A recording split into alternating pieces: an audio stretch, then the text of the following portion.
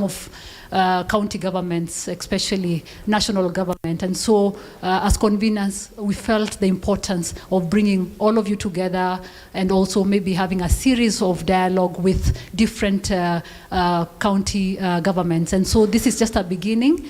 We'll be having more governors in the coming months or weeks.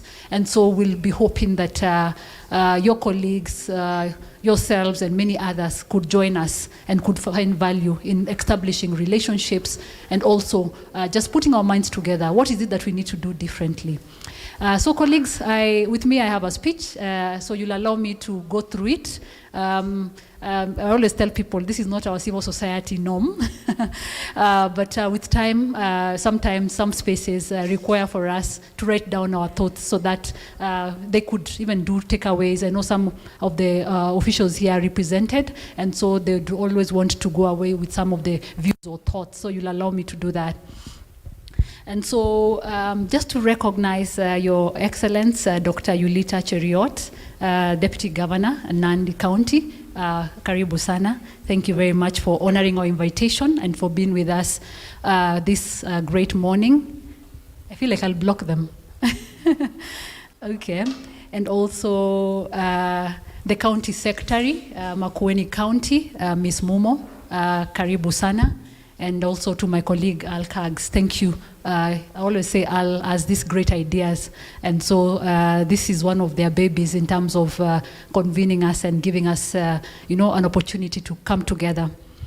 And so just moving on, it's an honor and a great pleasure to be with you all this morning at this very high level meeting, which brings together civil society organizations, head of county governments, development partners, and for us is to adapt the best practices as we seek to advance the implementation of development of the development agenda. As I've said, the SDG Forum is a platform that coordinates civil society organizations championing SDGs in Kenya. And so with us, we have membership across SDG 1 to SDG 17. And many of you seated here are SDG champions within the different SDG goals. And as you may be aware, the Sustainable Development Goals were launched in 2015, but in Kenya we started implementation in 2016 with the aim of creating a better, fairer world by 2030, of course ending poverty, urgently addressing climate change, ending inequalities, and ensuring the solidarity in terms of development agenda. And to date, we say that Kenya has made progress, but of course, it's still wanting. There's a lot to be done in terms of SDG implementation, despite the progress that we have made. The country is on track to achieve SDG 12, responsible consumption and production. I know most of you are wondering, wow, how are we on track in that? And also SDG 13 on climate action, although there is still regional disparities across the country on the same goals. For instance, despite a decline in national poverty rate from 46.6% in 2005 to 2006 to about 36.1% in 2015 to 2016, poverty rates still remain above 70% in some parts of this country, including coastal, southern, eastern, northern Kenya, as well as the Upper Rift region. In several counties, inequality and disparities based on geographical, gender, ethnic identity, and other individual characteristics such as disability are very apparent. The financing of SDGs is a challenge, with most counties resourcing only covering recurrent expenses with little left for development activities. And I think this is one of the major reasons why we are here. There is both a need for national government to unlock ways to increase county allocations. And I believe this is why we are convening and, of course, bringing our county champions for them to be able to find ways in terms of what needs to be done. And so for the counties also, there's need for us as county governments, for the county governments to, of course, boost their own resource revenues And also, if you recently the Commission for Revenue Allocation revealed that counties have the potential for own source revenues is about 216 billion in a year vis-a-vis the 31 billion collected in the last financial year. So you can see the difference. There's a very huge difference. We have potential of 216 billion, yet a lot of counties currently at 31 billion. I therefore encourage the stakeholders and partners present here today to improve financial landscaping by coming up and actualizing county integrated financial frameworks. And I believe this is a call to us, to the county government. How then do we increase our financing landscape? So Your Excellencies, ladies and gentlemen, with only 8 years left in the decade of action, the world is not on track, and of course Kenya is not on track in terms of the SDG implementation. Amid the traversing crisis of COVID-19 pandemic, climate tragedy, Russia-Ukraine war, raising economic and political insecurity, progress realized on most SDG indicators have begun to reverse.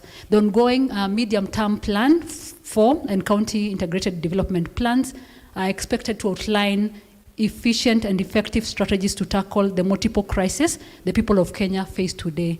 As you all are aware, we are yet to officially launch the MTP4, and so it's still a good opportunity for the counties, especially when they are doing the CIDPs, to be able to integrate some of these issues that we are raising here this morning, or will be raising here this morning. Of course, something that also we are passionate about, and most of us at the SDG Forum, is the issue of gender-responsive budgeting.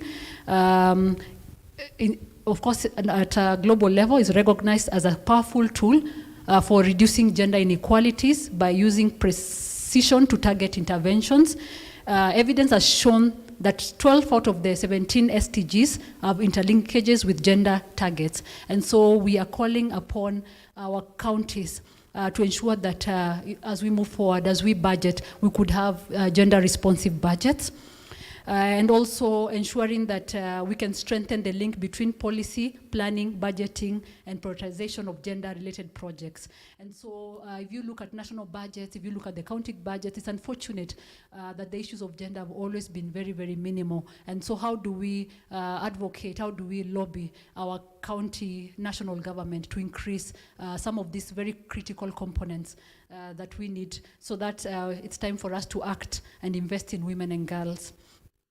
One of the fundamental principles of SDG is the leaving no one behind, and thus we are saying that there's a lot of people still being left behind in a lot of our counties. Women, children, the youth, persons with disability. Many times in all our 47 counties, we are still leaving a lot of people behind. And so it's very disheartening to note that these vulnerable groups are still being left behind in development processes. And I believe as civil society organizations and development partners, our key call is also to ensure that we do not continuously leave segments of our population behind. How can we partner with county governments, because this is where majority of these vulnerable groups are based. And so, Your Excellency, the Agenda 2030 calls on the national and subnational governments to lead in regular and periodic reporting of SDG targets. This is through the National Voluntary Reporting and also the Voluntary Local Reporting, the VLR. Apart from the Voluntary National Review that the country embarks on, counties are encouraged also to have their own local reviews. And we are encouraging more and more counties to do this, because so far in Kenya, we've had 2 voluntary national reviews in 2017, 2020, and only 5 counties that have been able to do their voluntary local reviews.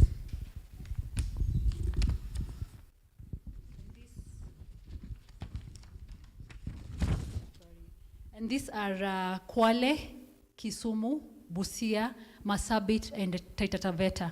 And so we are hoping the counties that are here today and those that will be meeting will be inspired to also conduct these local voluntary reviews that give the opportunity for counties to retell their stories. And so it's important to note that VLRs demonstrate the capacity of a county to foreign investors and also development partners. So we call upon your county officials to periodically produce these reports, and also to start SDG liaison unit that can engage with other stakeholders, and also vibrant statistical unit, some of the things that would be useful in a county. And so issues of data, how to address data needs, and also good quality reporting. And of course, SDG Kenya Forum and all the partners here from different organizations working on different thematic goals would be very, very happy to provide the technical support that is required in terms of establishing or supporting statistical units or SDG liaison offices. And so we are calling upon your counties, those that have not established some of these critical spaces, that you could maybe do that, so that as we move forward, we can be assured that there's continuous support for the SDGs. It's also important to note that reliable and timely data is key to achieving SDGs by 2030. It is in this respect, previously the SDG Kenya Forum and many of our members were the chair of the Makueni County on SDGs, in collaboration with the Kenya National Bureau of Statistics and the Makueni County government, worked together to launch the Makueni County Statistical Abstract 2020. And of course, this showcased the ability of non-state actors to harness data, and the forum also is championing citizen-generated data. And so just to ensure that counties can see the value of investing more and more in terms of data, and also providing the technical support and the infrastructure that is required to acquire some of these statistical abstracts that are very key in telling your story as a county, the population, what's happening. And it's easy for even development partners like ourselves sitting here, when we come to your county, to pick up on what issues and what is happening in your county. And that's why some of these critical tools and spaces that we are advocating for are quite important. And so, of course, this citizen-generated data, which is produced, is data produced by people or their organizations, which directly monitors or gives demand or drives what needs to be done at these particular spaces or counties. So, Your Excellencies, as I conclude, we all know that devolution is a cornerstone of our 2010 Kenyan Constitution. It's our best fit to fast-track the achievement of the Kenyan Vision 2030 and the Sustainable Development Goals. You are the leaders and the executors of devolution, and we are hereby not only offering our support, but also hope for positive outcomes of devolution in the counties. And I think that's the spirit behind our gathering here today. Thank you very much.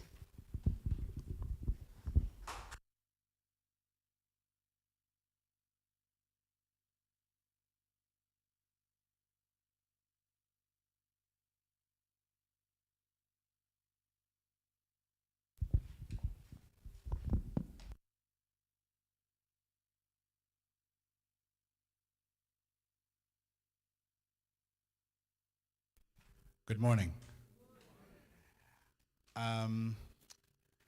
First of all, to all of you leaders of the civil society, I'm told I should stand. Tell me when to stop. Is this good? Okay. First of all, to all of you leaders of the civil society and creatives here present, I see many podcasters. I see many artists. I also see many people that I know from different organizations. Thank you so much for making it here early and at such short notice. And also, Madam Yulita Cheruiyot, Her Excellency the Governor of Nandi, Madam Rael Mumo, County Secretary of Makueni, thank you so much for responding to our invitation quickly. But I especially want to thank my friend Morris and Florence, because when I called and said, listen, I think we as a community need to meet with the new governors and hear from them, they didn't waste time. They said when. And we came up with a date very quickly, and we're happy that the series has now commenced. At the Open Institute, we work on two things. Number one, we work on promoting responsive governments. So what that means for us is that it is public servants who have an ear to the ground to listen to what is important to the citizens, and they respond to them as quickly and efficiently as possible. And we promote active citizenship by working with citizens so that they speak up and they direct the affairs of their servants in government and in civil society as well. There's a chance that we may not achieve, you just had Florence say that there's a chance that we might not achieve the SDGs in the next 8 years. This is a real danger, and it calls on all of us to come together and work closely together in a way that we can accelerate development on the ground. And the way that we think at the Open Institute that can be done is by making sure that, number one, resources are sent all the way down to county level, to the villages, to the sub-counties, and to the counties. But number two, that we make sure that all of us, public servants, it is often forgotten that civil society is also public servants, that all of us in public service, both the creatives, the civil society, and those of us in government, must now begin to work together as one community. And that is the goal of this particular event. We want to congratulate Nandi and Makueni because of the fact that they have led the way. Makueni has, traditionally, many of us know Makueni for the good work that they have done with regard to, citizen engagement and good public participation, good practices in public participation. These are things that always make us happy as a community of civil society organizations, and we want to congratulate them for that. We especially congratulate Nandi because they have led the way in being transparent. They have established a data desk, which they launched earlier this year, and they are working very closely to make sure that data is available to all of us so that we can then know how to work closely to Nandi. But now, what is today about? The goal for today, Madam Governor and Madam Rael, is to say this. We want to hear from you. What are your priorities and what are the things that you're now coming to work since you got the job? You asked for a job and you have been given the job. Now that you've been given the job, what are the priorities that you have right now where you're starting to work? And we as civil society are here to say that we are here to help. Tell us where you want us, tell us how you want us to help, and many of us are going to be at the forefront of trying to help you to do those things. We are awaiting the governor of Meru, who, I think our team over here is tracking. They have been coming. Meru is not a small drive, and I'm sure they've met with traffic somewhere, but they will arrive, we hope, and we look forward to hearing from the governor as well. But for now, I am happy to welcome onto the stage Her Excellency, Madam Yulita, to come and begin by telling us what Nandi's priorities are and where they want us to participate. And even for the creatives, Madam, how can we help? So, welcome. Shall we give her a hand?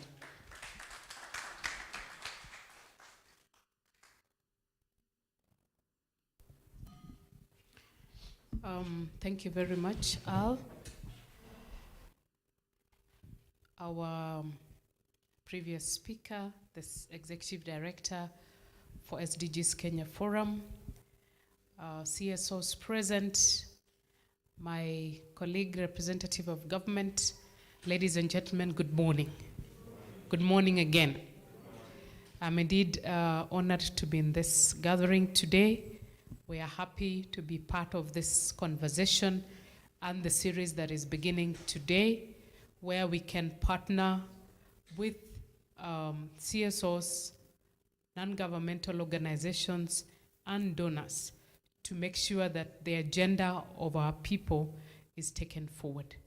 I bring in warm greetings from my boss, His Excellency Governor Stephen Sang, who, because of his key role in the Council of Governors and the induction program underway in Naivasha, he was not able to join us, but he has asked me to deliver warm greetings to you.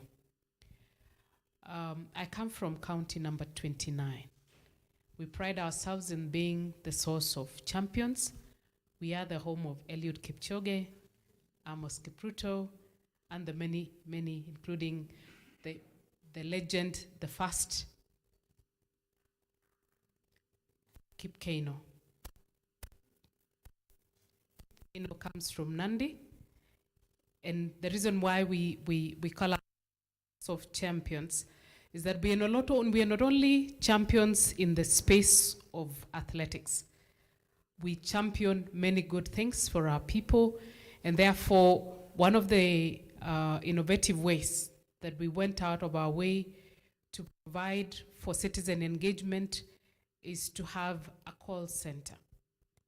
And that was one of the first things we did in 2018-19. And it has become a platform where citizens can get information about our county government, our programs, our services. Now, 2 years ago, through the guidance of His Excellency Governor Sang, we enrolled onto Open Governance, the OGP program. And we are one out of the 4 counties that have enrolled into Open Governance. And we are taking this to the next level. We have had partners, Open Institute is one of them, who has brought us partners who are assisting us in technical capacity building. And through their support, we were able to launch our data desk earlier this year. The capacity building is ongoing. Our department heads are providing data onto the platform. And therefore, right now, you can actually access the Nandi portal and be able to get some of the information, although it's work in progress. It's something that we commissioned after these recent elections. Even though we launched the data desk before nominations, we've only been able to now to seriously and aggressively populate our portal with data. One of the things we believe in as a county administration is the use of data to inform planning and to inform decision making. I've been asked to bring forward what our priorities are. One, I'd like to emphasize that apart from the fully devolved functions, that is education at the lower level, ECD and vocational training, agriculture is our mainstay. We are an agro-based economy, and health is our major priority for us as the people of Nandi, because when we came into office in 2017-18, we realized that was our weakest link as a people. And we put in a lot of our resources, both for physical infrastructure development and for human resource capacity building, and also increasing the workforce under health. We've actually increased our budget under health from 22% to 38%.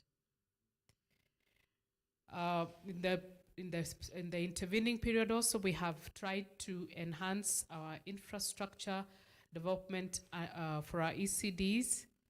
And in the previous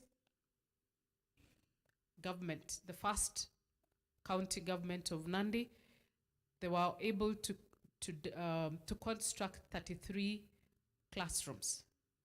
We have been able to complete 210 classrooms, and we have another, actually 220, and then we have another 20 that are at various levels of construction. And the other thing also which we did, we increased our human resource at that level. We inherited a workforce at that level of about 800. We have raised that number to 1,300, and we have also transitioned them from contract to P&P terms. Besides that, we also have our vocational training center instructors, whom we have also transitioned to permanent and pensionable terms. Of course, we have also identified gaps that we need to increase the workforce in that space, but we are progressively working towards that. One of the other things that we have done in education at that level is to provide teaching and learning materials in partnership with Kenya Literature Bureau, and that is something that we have we are continuously providing for the sake of our learners at that level. Another agenda that we have towards that is that in agriculture, we are in the process of constructing or building our milk processing plant, and in our plan, we will ensure that our learners at the ECD level will access milk. So our first consumers will be our ECD learners. We are happy to report that the construction is at 80% complete, and we are hopeful that by February, March next year, we should be able to operationalize, actually commission and operationalize our milk processing plant. Besides, okay, I think I've spoken to the issues under ECD.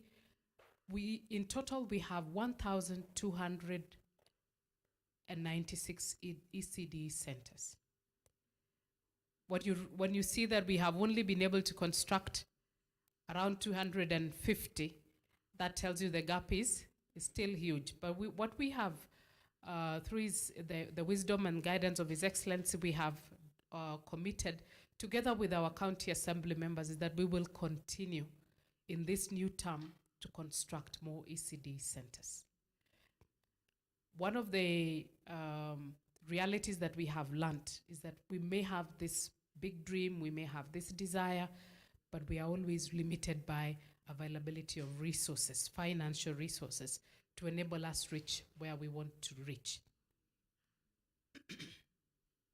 Now, our next priority area is health.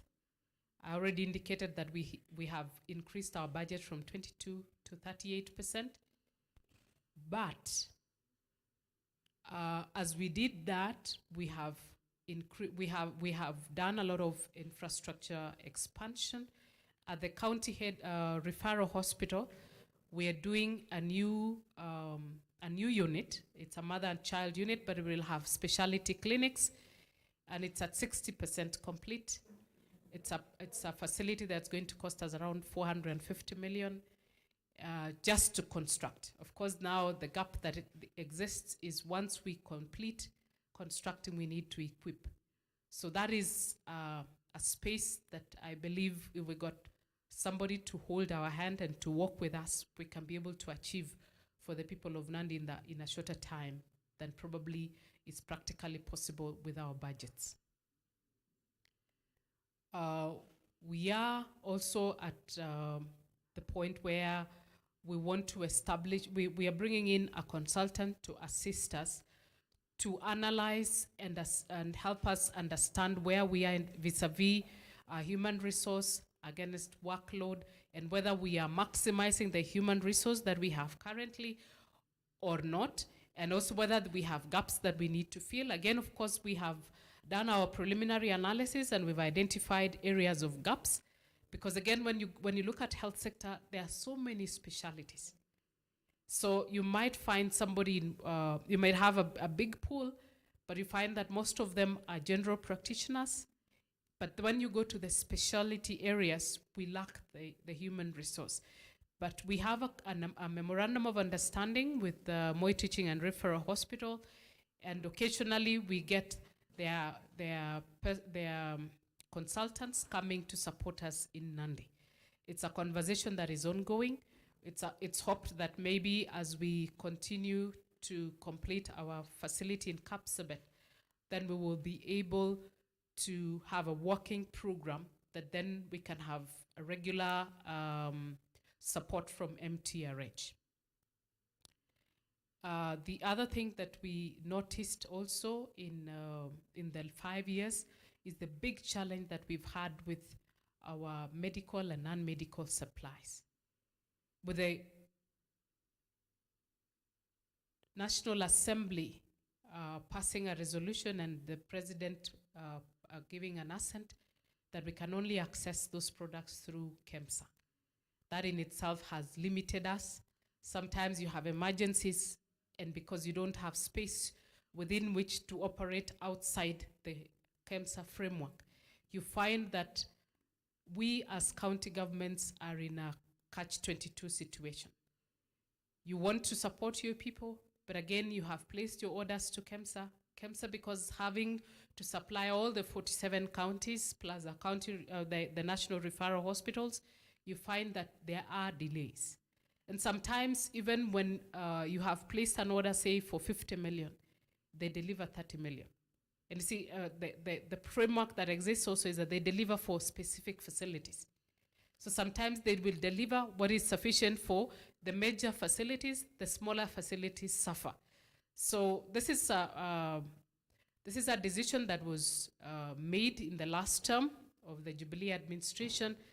But even as you participate in the spaces of conversations and decision making, we would request that you add a voice to the table of discussion on that decision, which I think needs to be reviewed so that counties can be allowed the freedom to source from any other suppliers. Sometimes actually we find that KEMSA drugs are supplied at a higher price compared to, say, Meru or some of these faith-based suppliers. So again, you find that you want to do what they say, prudent use of resources, but again, you have been squeezed to a corner. The other area that we are big on is agriculture.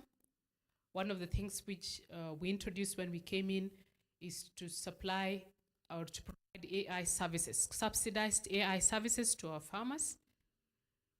And we, in the process, working with Kenya, well, I can't remember the name, but the place, the vet labs here in Kabete, we were able to have a partnership where they supported us with equipment, and we recruited animal attendants who are then servicing our animals at every ward. In every ward, there is at least one attendant. In areas that we have a large area, we have more than one animal attendant who can then be called as and when a farmer requires their animal to be serviced. And the results have been tremendous. We are excited about that. Now, when we realized the challenge that we had with supplies and sustainability of the program, we have then innovated. What we have done is to have a revolving fund to support us to ensure that we have supplies, not only for our semen, but we're also doing it to manage our caricide for our cattle dips. We're doing it also to manage our vaccines. So that, first of all, one of the things that we realized at the beginning was that dairy was going to be one of our priority areas, and that is why we were resourcing in that manner, ensuring that our farmers have access to better breeds, that our farmers can access AI services as and when they need. And therefore, this has been big for us. And even as we are doing the factory to process our milk, we have also enhanced our primary cooperative management. We have intentionally provided capacity building. We have brought together our primary cooperatives to form a dairy cooperative union. And by bringing these primary cooperatives together, we have been able to assist our farmers lobby for better pricing. When we came in, milk was being, the farm gate prices were at around 19 to 20 shillings. Right now, our farmers can access, they can actually sell their milk at 42 shillings per liter. And that happened within a very short time. We moved from 19 to 39, now we're doing 42, and we are hoping for better times. And our desire also is that once our factory gets to be operational, we'll be able to provide better pricing for our farmers. The other area that we are big on, we are building up on our coffee, Nandi has been found to have good soils for coffee growing. And for your information, ladies and gentlemen, of all the coffee sold out from Kenya, the best coffee, AA, comes from Nandi County. And you can check that. At the moment, okay, we were looking back and we're saying, why did the volumes of coffee go down? What we have been told is that in central Kenya, quite a number of farms that were under coffee have been converted to real estate. And what we are doing in the North Rift and the South Rift, we are taking up that space. And we are increasing our land under coffee. We as government have intentionally provided seeds for our primary cooperatives to raise seedlings that we can then supply to our farmers. And within, in another 2 to 3 years, you will see a big production of coffee from Nandi and our neighboring counties. This is because one of the things that we have realized that this is a good honor, and we are encouraging our farmers to take it up. Actually, the demand is going high every other day. So this is an area that I feel if we can be supported to do capacity building, farmer training, and what have you, so that we are able to have more and more farmers taking up, we will be able to improve our household incomes. We'll be able to support our people to send their children to school, manage their healthcare needs, and any other needs that they have to take care of. So ladies and gentlemen, I seem to have a big story. It's a long one, isn't it? But I can tell you we've been in this space for 5 years. This is our 6th year. And we want to say that what we want to do in this new term is to really continue transformation. We want to do more in the spaces that we have realized are going to put more money into the pockets of our people. But again, we know that you can't get money without putting in money. And therefore, in specific areas that we need our farmers to be supported on, we know that when you walk with others, you are able to go far. But if you walk alone, you might do so little, and you may take forever to get to where you want to go. And therefore, ladies and gentlemen, as I speak to you, I want to welcome you to visit Nandi. Come and experience the Nandi experience. In Nandi, we have touristic sites. We have tourist products that you can come and sample. We also have a lot of tea. And if you want somewhere to relax, come to Nandi. There's a lot of green that you can actually just come and unwind your weekend, come and relax. And for those of us who already have identified a space in supporting women, and especially in the areas of gender-based violence, yes, there is a gap there. We have done something, but we haven't gone as far as we need to. We are one of those counties where has been recognized that our gender-based violence is a bit high, and there is need for us to have conversations. But again, you realize that bringing people together sometimes requires resources to put people together. We would really appreciate a bit of holding of a hand in that particular space. We signed a memorandum of understanding with Childline, and we have done a bit of capacity building for our online, actually our call center staff, who are then able to receive reports on matters child abuse. And also we have at our county referral hospital, we have identified and opened and operationalized a space for gender-based violence recovery for survivors of gender-based violence. We have done a bit of capacity building. We've already committed 1 clinical officer, and we have people who are supporting us also with the justice system to be able to report, to handle, and address matters to do with child abuse. So I have a lot to say, but I feel like I have spoken a lot. If you'll allow me, I will take questions at the end. Thank you so much, and God bless you. A bigger hand, please, for Nandi and the work that they're doing. It's good to see increases in milk production. It's good to see increases in prices. And now we are happy to hear from Makueni County. And so we are happy to welcome Madam Rael to tell us where are your priorities and what do you hope that we can add value? Thank you, Al. Your Excellency, UNITA, Deputy Governor Nandi, the Executive Director of SDGs Kenya, the representatives of the CSOs, thank you, and other colleagues. Good morning. Good morning. My name is Rael Mumo, County Secretary, Makueni County. I don't know why my voice is taking a dip this morning. Maybe because of the journey, the transition from a rural area to, all this urban. So, how many of us have been to Makueni? Kindly. Amazing. So, at least we can relate to the place that I'm talking about.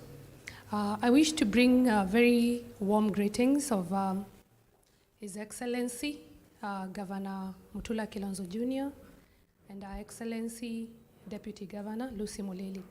They really wished that they could be here, but as you understand, they are first-time governors, and there is an induction underway in Naivasha, so that good foundation is laid. So they sent me to come and speak on behalf of the good people of Makueni County, and of course, to articulate their development agenda. Makueni County is now doing its third cycle of devolution. In the first and second cycle, we worked with all of you through the first governor, His Excellency Professor Kivutha Kibwana, and Her Excellency DG Adelina Mwau, who served for 2 terms. And they laid a good foundation for devolution. We were able to make very great strides, as you are all aware. And of course, through partnering with you, a journey that we appreciate your support, your mentorship. What we would say about those first years of devolution, those 2 cycles of devolution, as we want to call them, is that there were cycles of really laying a foundation, making mistakes, learning on the job, working with the people, trying a lot of things out. Others did well. Others, of course, did not do well. But we've learned, and we are saying that we are now able to, in this third cycle, continue to improve on that. So the current leadership takes cognizance of the 10 years investment. They are learning from that, and they are going to improve and make it better for the people of Makueni County. The leadership has outlined 4 foundational pillars that are priorities for Makueni County. 1, prioritizing the people. 2, good governance. 3 is strategic partnerships. 4, innovation and sustainability. I will kindly allow me to just maybe highlight a few of things about the 4 foundational pillars that will inform the investments in this third cycle of devolution by Governor Mutula Kilonzo Jr. On prioritizing the people, Makueni County is well known, for warm people, resilient people, and I think that's our brand out here, We are people who work hard, We've invested in ourselves, we've invested in the people there. So we want to say that the public participation that has worked well in many areas of budgeting, doing projects with our people, means that it is only our people who come first, because that is the spirit that Kenyans and, of course, the people of Makueni vouched for when we overwhelmingly say that we want devolution, we want services closer, we want them in the village, where I came from today, So, in essence, then, we are saying that we are moving from citizens just now coming to participate, because that foundation has been laid in our case, Citizens are aware of the budgets, they're able to speak, they're active citizens. they have been involved in most of the development work, at all stages of identifying the need, implementing together. So it's time now citizens are able to actually own this development work, not only by the county government, because even all of you are players, you're also investing in these communities. The national government is investing. So ultimately, the question is, who is left to be the custodian of this development work? And that's one of the priorities we're asking all of you to come and invest. How do we really mold our communities to be custodians of development? What capacities do we enhance? What capabilities do they need? So that they can not only harness from the county government, but even from development partners, from the national government, and even themselves. It's time communities hold conversations of, for instance, my village, how do they also contribute to this development work? So we are saying that we want to see citizen-led governance in Makueni and in Kenya, hopefully in the next 5 years. That's what we want to entrench. So we want to invite all of you to give us ideas, to give us resources, to help us capacity build our people to start embracing their actual role in development. There's a callback that most of us are very familiar, because I know all of us know Swahili. That serikali fanya nini? Saidia. So I think we've all been cultured into this serikali saidia. It's a good thing. It's the mandate of the government to serve the people, and we are very committed to give that service. But then after serving the people, once the project is in the community, because some of our partners who have invested in Makueni have recently shared with us that the life cycle of most of those projects is 3 years. After the government has put in the hardware and entrusted that to the community, after 3 years you go, for instance, a water project, you did a borehole or a dam, you find that it's silted, the pump is no longer working, there's a committee in place. Then they're just still waiting and saying, serikali kuja ufanye nini? We want to see communities that can be able to get organized through a committee to actually sustain a project, Let them have the capacity to actually govern it. They raise some small money, when, for instance, they're selling the water. How do they then put this back into the project? How do they even, for example, continue to even distribute that water amongst themselves? That is the devolution that we would really want to see happen in Makueni, and of course in the county, in the country, sorry. 2, on good governance. Like I've said, in the 2 cycles of devolution, we've invested in good governance. And I believe that's why most of you, and I'm very glad, have come to invest with us in the county. How have we invested in good governance? We've done a lot of work. We are also partners. We are among the 4 counties on the OGP platform. We will remain committed to improving open governance in all aspects. We do open contracting. We do performance management for all our staff to ensure that we are able to keep on track with our targets to serve the people. We are also pursuing, hopefully, by end of this year, that we are also ISO certified as a county, so that our processes, are very clear and articulate.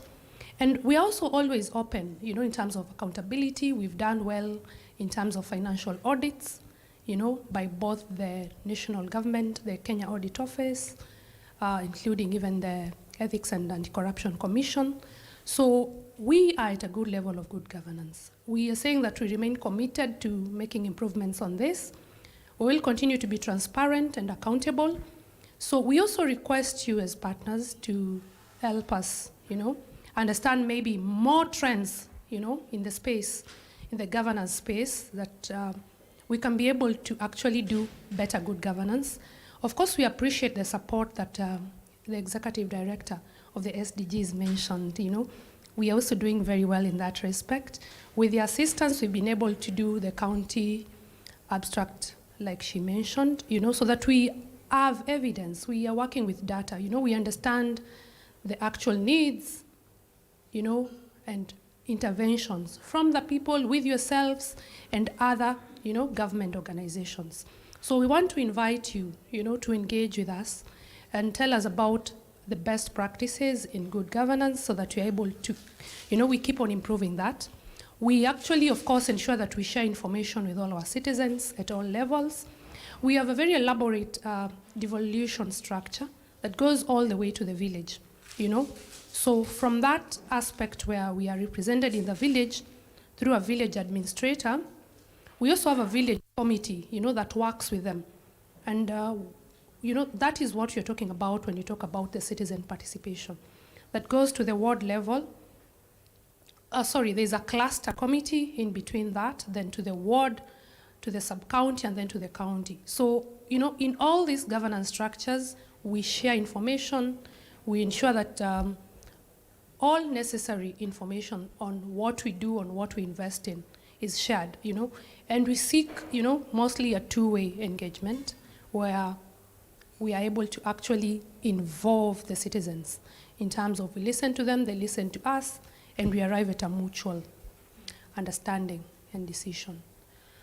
3, I mentioned strategic partnerships as another foundational pillar of this government by Governor Mutula Kilonzo Jr. That's where you come in, and that's where we come in. Of course, in the 2 cycles of devolution, I believe for most of you who've been to our county, if we are not in an MOU, we have, we have a working formula together. We remain committed to the MOUs that we have signed with you, where, of course, we will need to revise them, to review them, to expand them. We are open to that engagement. We look forward to continue the good work that you're already doing together. So we really want to say that in these strategic partnerships, our government is very keen on 3 issues. As you all know, Makueni is a semi-arid area, so we are having it very rough now with water and food insecurity. We've come to understand that over time, it's what now we are calling the climate change, Over time, our climate has changed a lot, through some of the decisions that people have made, and of course, due to other climate issues, posing a lot of insecurities in terms of water and food.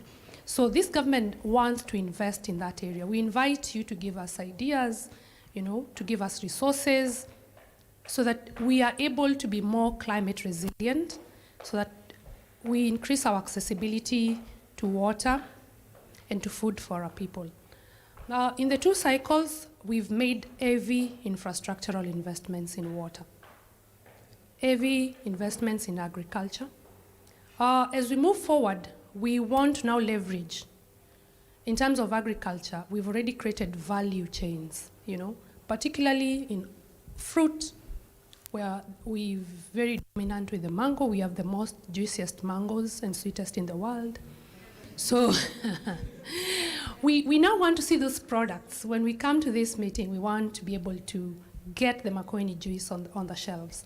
We request you, we invite you to come and invest in that, because we already have the infrastructure in place. We want to get the product moving. We want to, market it, You have the expertise, you have the markets, so kindly come and let us know how we can do that. Of course, in water, we've also invested a lot in terms of sand dams, earth dams, and boreholes, So it's now about making that water, clean to our people, and more accessible. And how can we even sustain, the water investments that we've done? Like I had mentioned in the earlier example, how can the communities be able to run, that water structure for their benefit and sustain it over time and actually maintain it? Makueni County has also invested a lot in the extractive, resources, particularly sand, When the first and second cycles of devolution were there was a lot of, I would want to call it uncontrolled mining of the sand, which now over time we've been able to manage, and we are now at a good place where we've conserved most of our rivers, So we want to say again now, we have a lot of sand. So now we want to actually industrialize this into a product. So we are inviting you to think through, to invest with us in that. So that how do we make this sand a commodity. That's our conversation. She's pointing to the tiles. I don't know if it makes tiles or what, but we are going to do that. The final foundational pillar that I mentioned is on innovation and sustainability. Actually, when Al talked, he mentioned that there are a lot of creatives in the room. So I want to say that in Makueni, we've made a lot of attempts to work with the creative industry. And of course, we have a lot of young people, because one of the big challenges we are struggling with is, challenges of not having productive employability and involvement in economic activity of most of our people, and most of these people are young people. So we would want to invite all of you to be able to onboard innovations, that would be able to create opportunities for employability for our people, economic involvement, and particularly young people. We've made a few investments in the creative sector. We have a recording studio. We've worked with the Kenya Film, the National Museums of Kenya, to be able to capacity build about, I'm not sure about the number, but I know that we've worked with the young people to build some of those capacities to actually spur their interest in the creative industry in terms of writing. How are you able to record a simple film using your phone? How do you tell a story? How do you write a story? So we are at that very initial investment, So we are calling upon you to innovate and give us ideas, How can we be able to tap into this talent that exists in our young people? How can we leverage on that creative economy? Of course, there's investment happening in Konza City, where we are told that one of the key issues will be taking the creative economy, because all of us now see what is happening with the social media. So, within the tap of that button, that creativity is able to be marketed and sold. So we invite you to share with us on ideas so that we're able to invest together and have a more vibrant economy. When I talk about that last foundational pillar, I've said it's innovation and sustainability. Sustainability. Like we've said, in the first and second cycles, we did heavy investment infrastructure. For instance, we set up a lot of health facilities. Right now, we are saying that we've realized that infrastructure investment may not be enough, but for now, we really want to ensure that we first make that operationalize and serve the people. For instance, in health, we've invested, when we came in 2013, I think there were about 106 health facilities. Now they have actually doubled. They are at about 248, We've also experimented with the universal healthcare program, which has been successful. So our conversation now is, how do we sustain this? How do we sustain what we have? How do we make the universal healthcare work? How do we sustain that? Because it requires a lot of resources. So we are inviting you to think through with us and tell us, what other innovations can we bring on board, to make the universal healthcare program be sustained? How do we make it work? I think actually we were the pilot county before even the national government also piloted with that. It's not yet taken completely in the country, but this is a conversation that all of us need to have. Again, when we talk about innovation and sustainability in healthcare, we are again also realizing from data, particularly from yourselves, that the investments need to shift now to primary healthcare. So in the last financial year, in the last 2 financial years, we've revamped our community health strategy. We've onboarded we have around 270 community health units with around 3,000 community health volunteers. So we need to capacity build all of this, because we are saying that devolution and development work has to shift to the communities, to the village. We are saying that citizens have to not only be active, but they have to actually own and be part of this development work that governments and partners and themselves are all investing in. So we want to invite you to invest with us into this community and preventive and primary healthcare strategy. I think all of us have learned from COVID that we need to invest much more into preventive healthcare. Of course, we'll continue to sustain the curative healthcare by ensuring that we sustain the medical supplies, but gradually ensure that our communities are investing a lot in preventive. And more so, of course, with the rise of the non-communicable diseases, that is happening a lot, even in a rural county like Makueni. When we look at the trends right now of the top 3 diseases, you'll be shocked that it's hypertension, it's diabetes, it's actually lifestyle diseases. So I think there is now very little difference. So kindly come and invest with us in this community health strategy so that we are able to make primary healthcare the focus of the healthcare system. On sustainability, we are saying that the good practices, the good lessons that we've gleaned over the 2 cycles of devolution need to be sustained. We've not been able to do these stories, I think it's time we start doing these stories in terms of videos, in terms of books, in terms of biographies, because we have to find a way to actually start, documenting all this information, So if you are able to invest with us in this, advise us on this, how these stories can be told and kept and preserved for the future, we'll appreciate to be able to do that.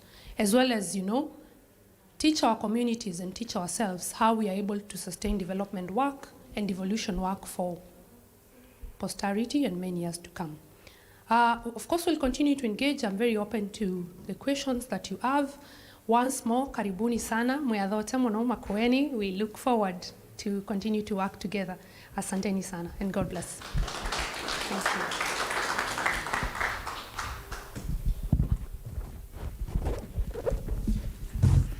Thank you very much to both of you, great representatives of the public, for the excellent representation you've had of your communities. I'm only going to ask you 2 questions each, and I know that our community here has a lot of questions, so I'm going to reduce the number of questions that I have. But before I do, I can see that Morris wants to say something. Sorry for cutting you short, sir. So we were waiting for the governor from Meru. As of now, I'd like to welcome a representative from the Meru County because the governor could not make it due to unforeseeable circumstances. So please welcome her for a few remarks.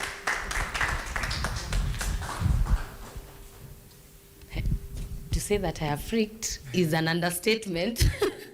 Yes, I'm so sorry. Oh. Okay. Oh, here. Sawa, sorry. Habari zenyu. Poleni sana. All of us can understand Kiswahili, right? Yes, poleni sana.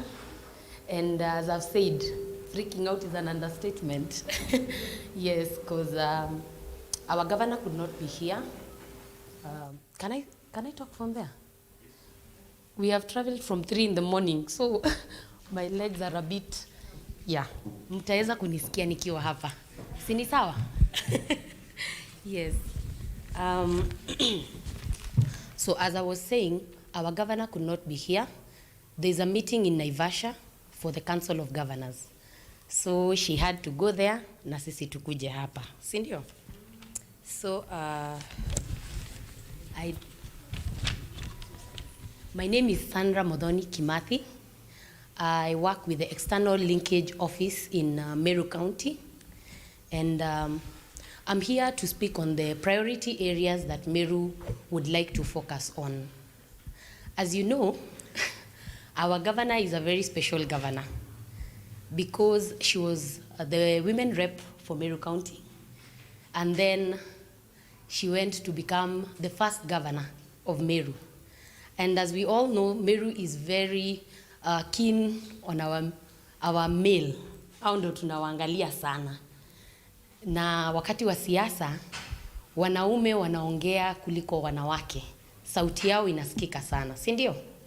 So what was happening is that even when we were campaigning and even when our governor was moving around, speaking to the Meru people, it was clear that they knew a woman could not do it.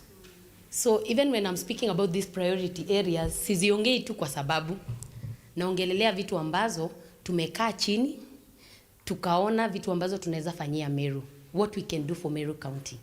So even when I'm saying them, it's not just that data, it is something that is from her heart. Sawa sawa.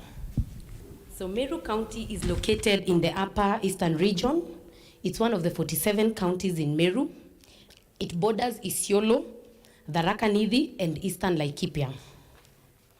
So as I was saying, Meru is predominantly a patriarchal society where men are held in high regards than women.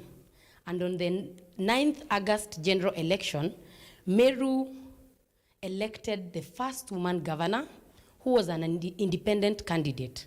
This was not a simple feat, considering the opponents were seasonal politicians who had never lost an election. Mpaka hapo tuko sawa?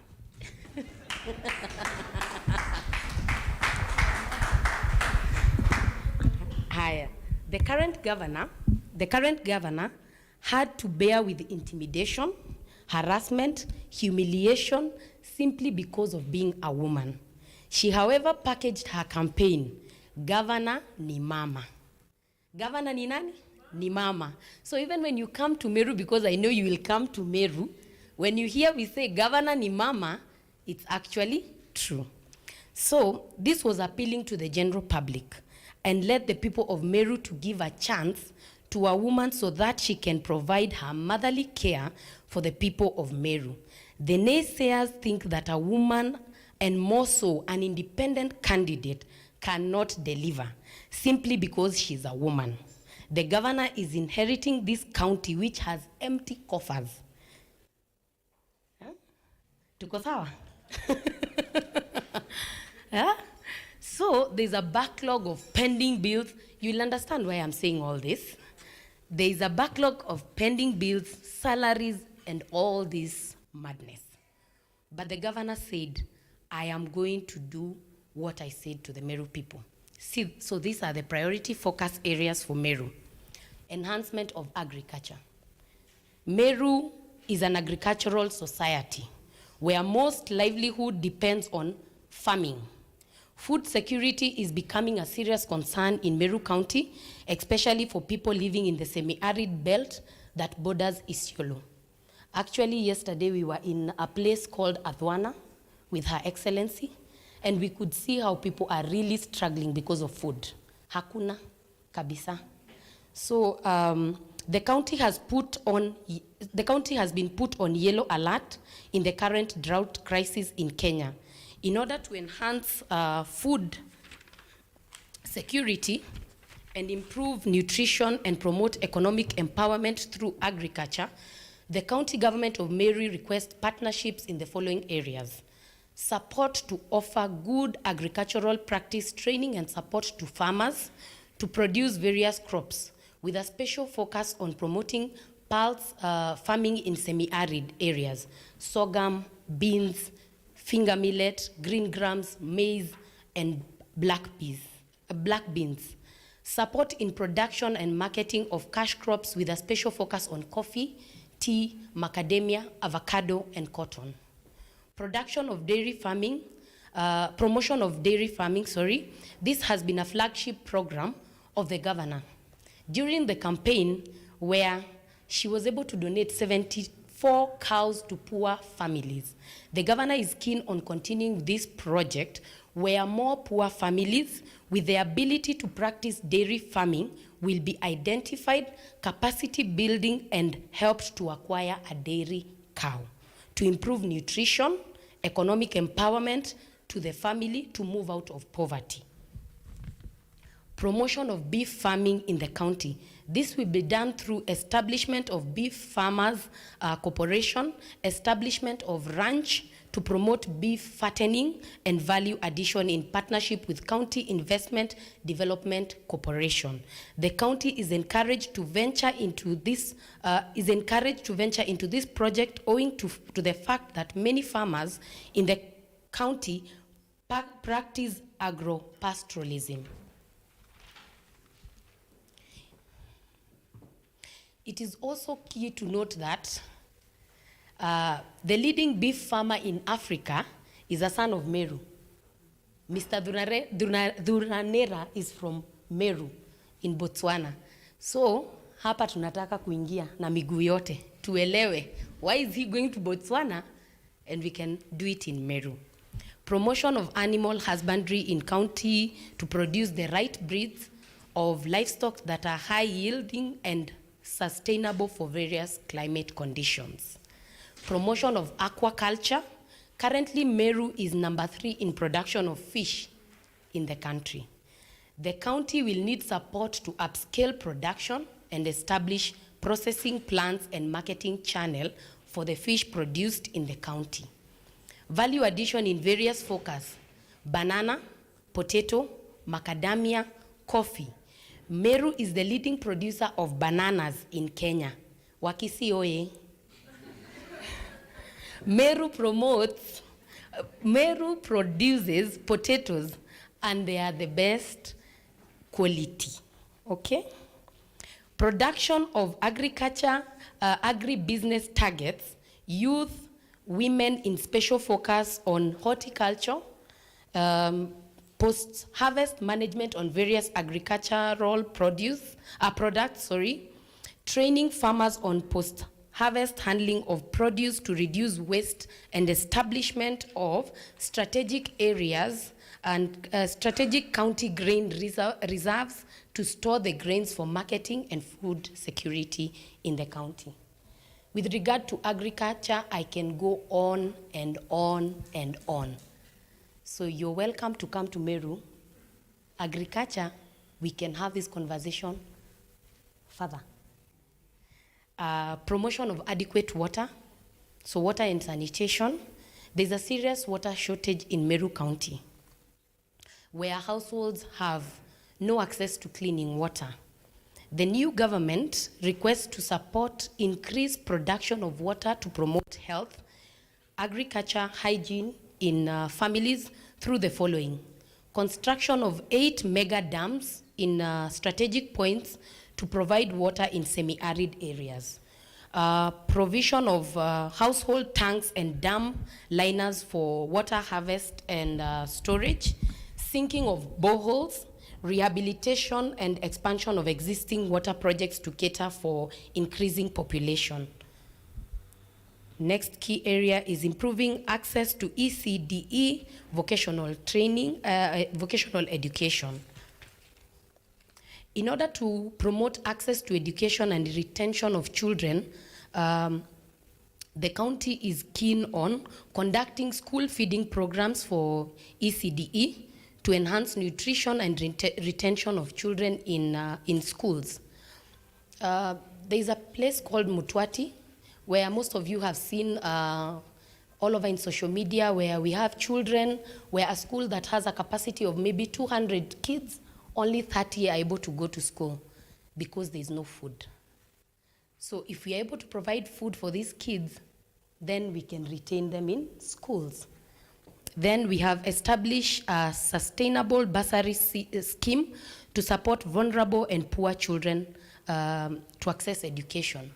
Again, our governor has been going around telling our community that this time round when we are giving bursaries, we will not do it behind closed doors. She will go through public participation where the community will be called and asked, do you know this kid? Yes, we do. Do you think they are deserving of this bursary? Yes, we do.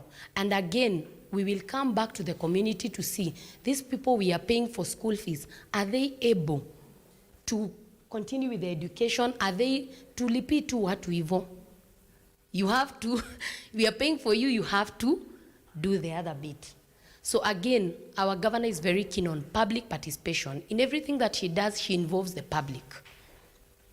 A construction and equipping of ECDE's classes in primary schools, equipping of polytechnics to enhance quality of training, production of school uniforms to support poor and vulnerable children. This can be done as a way of promoting entrepreneurship and sustainability in polytechnics, where they produce and sell uniforms to the county government. Improve healthcare. Healthcare is an important factor in production and development. Hence, a healthy community is a wealthy community.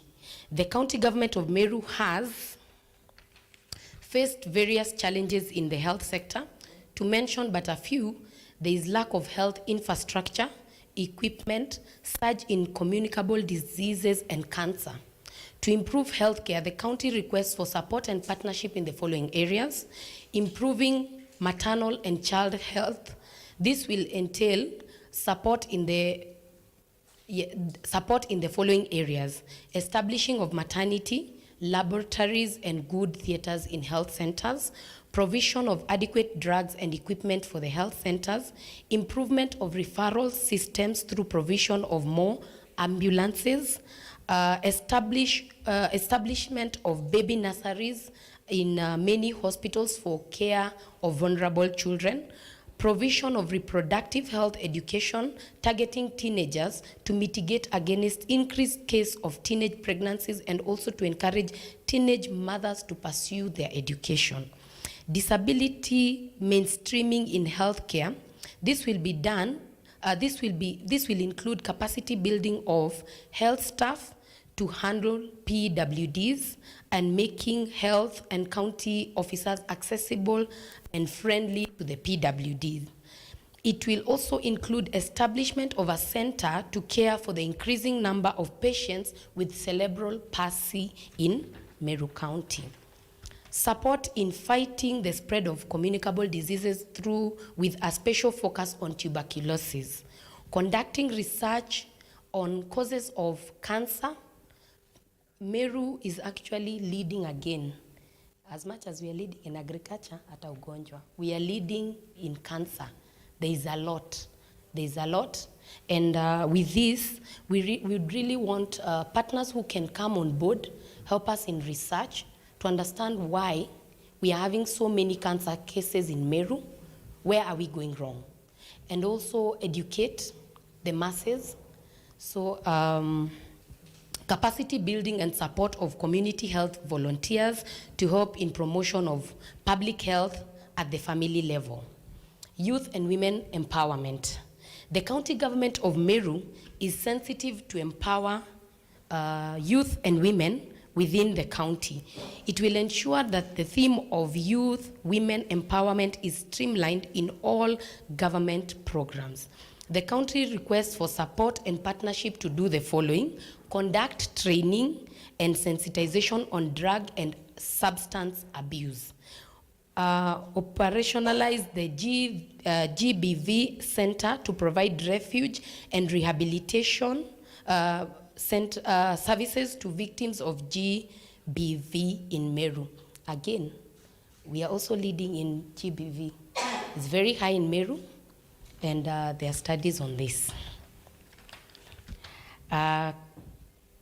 Conducting annual sports for youth empowerment, support Meru microfinance to offer financial support to youth and women. Governance, the next point is governance and climate justice. The county government of Meru is committed to promotion of good governance and climate justice within the county. To realize this, the county government requests for support on the following: establish mechanisms and structures to enhance public participation in governance, provision of support to conduct civic education on important aspects of governance, support in passing regulations on promotion of climate justice in Meru County, capacity building of county staffs on good governance and climate justice, establishment of free tree nurseries and public environmental conservation activities within the county. Last bit, The county government of Meru, under the new leadership, understands the importance of development partners in helping achieving development goals in the county. Her Excellency, the Governor, is committed to ensure there is good coordination, transparency, accountability for all the donor funds received. Good measures have been put in place and a Directorate of External Linkages established to coordinate donor-funded projects and partnership programs. The Directorate will ensure that there is a good follow-up of implementation process, timely reporting, and good accountability for the funds received by the county. Meru County has open door policy to all donors and investors willing to partner with the county for the benefit of Meru County. We welcome partners for discussion on partnership in the above areas and other areas of interest that will make impact in the lives of the people of Meru. As we say, Meru must be happy. Thank you. Sandra, you have proven that there was no freaking out necessary. You have represented the people of Meru extremely well. Please give her a round of applause. Thank you. So I think, you know, with this great representation, the only thing that I'm going to do is ask one question to each of the panelists, and then I'm going to pass on the questions to you. So please prepare the questions that you will want to ask. And I'm going to start with Makueni. Madam Momo, you talked about climate change, and I just wanted to hear a little bit more about what you might be doing to increase tree cover, and whether you have set any targets within the county of Makueni. Your Excellency, I just wanted to ask you, I read about the massive wage bill that is in Nandi County. Nandi County was flagged as one of the counties with a really big wage bill. Is there something that you're doing about it? Is there something that has been done about it? And what's the real story that we are not hearing there? Sandra, you have just come in, and the question that I will ask you, my name is Alkags. The question that I will ask you centers around the question of GBV. You've just said that there's a very high incidence of GBV. Apart from the gap that you have identified with regard to that, what are the other things that you can see that need to be done within Meru to support women? Because women are being left behind in many respects, and a lot of it is systematic. They're being left behind from a business standpoint. They're being left behind even from an education standpoint. What is being done, and where can our community help? The people that are before you are leaders within the CSO community, and they are creatives as well, people who work with different forms of media, and there are ways that we would like to support. And what we are here to do is to say, not only to hear what you have, but also to say that we are available to support you. So I think I'll start with Makueni, and then I'll go to Nandi, and then after that I shall end with Meru. Thank you for the question and the opportunity once more. What we are doing about climate change. Like I had mentioned, that's one of the biggest challenges that we are grappling with, being a semi-arid county. And the climate change has led to a lot of water and food insecurity in the county. In the first cycle of devolution in 2013, of course, the national government, through its various laws and policies on ensuring that climate change mitigation is in place, was already working on something. So the county came in to really plug onto that good work. There was a lot of sand harvesting in Makueni that had really led to erosion on most of the rivers and most of the water sources, and really posed the water insecurity issue that I talked about. So in that first cycle of devolution then, the government invested in sand conservation because it's uncontrolled harvesting is what led to a lot of erosion. And I'm very happy to report that today most of, actually about now 99% of our rivers, the sand has been conserved. So that has been one way for us to be able to, handle the issue of climate change. Two is doing a lot of awareness creation in matters of encouraging our people to ensure that they are able to just continue maintaining the available tree cover, including increasing that. Of course, we have a target of ensuring that at least per year we are able to plant around 2 million. I'm not able to give the accurate position of what we've achieved so far, but of course in the course of this interaction I'll be able to do so.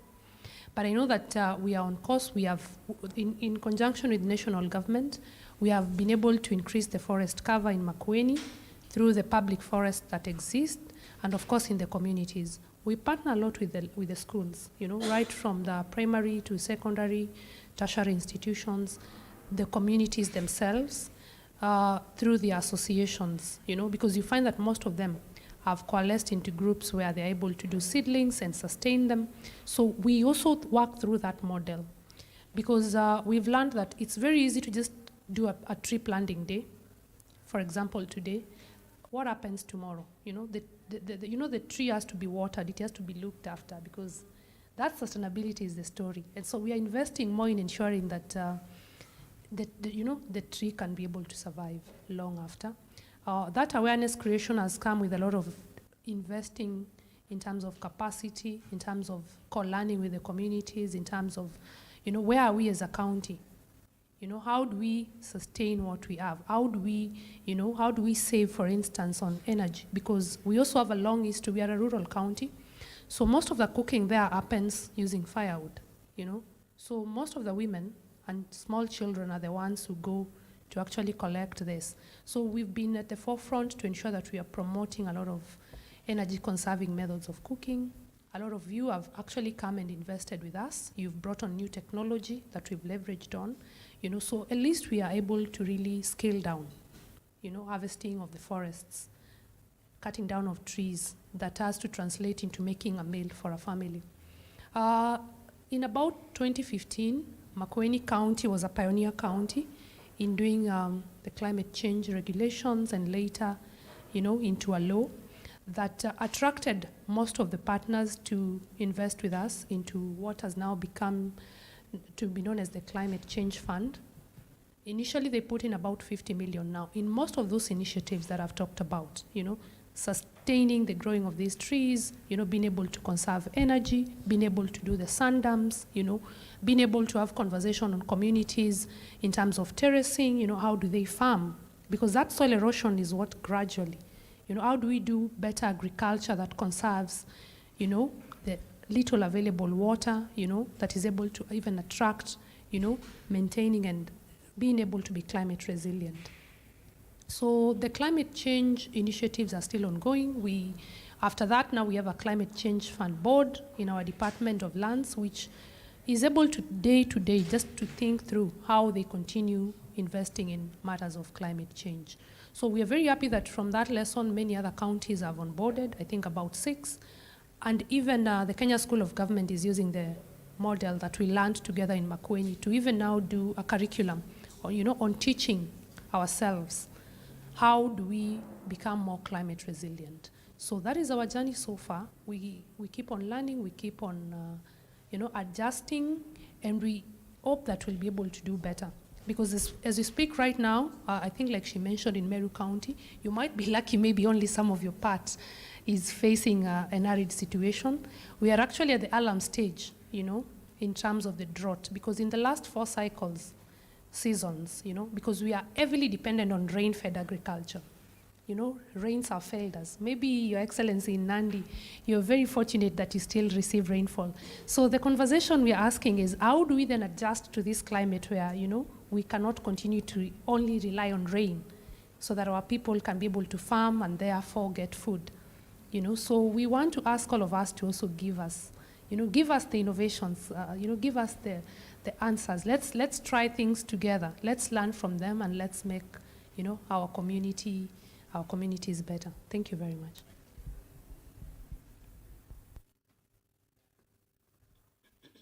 Thank you, my sister from Makueni.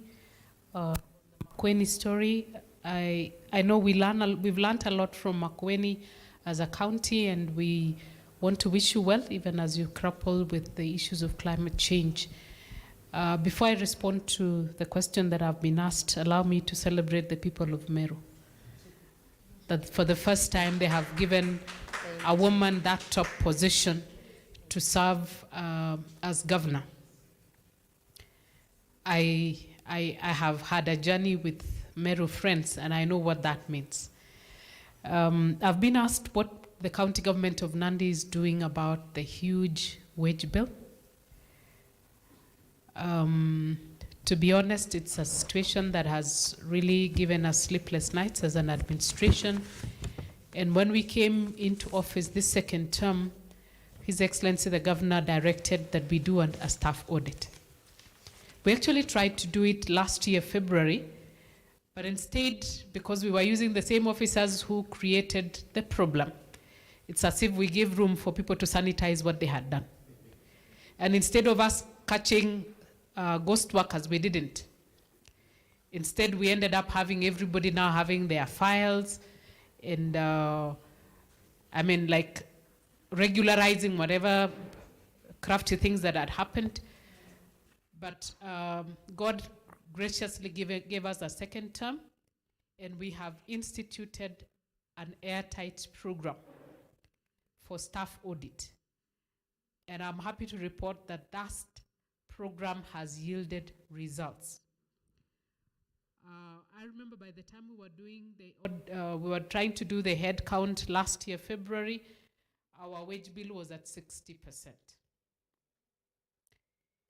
And then, of course, we, by the mercy of God, when the Senate agitated for more resources to come to counties, and some of the conditional grants were collapsed into shareable revenue, all of us thought that now the truth of the matter is that we lost on conditional grants, but now we have the shareable revenue, which the sharing of shareable revenue that boosted our exchequer releases by about 1.6 billion.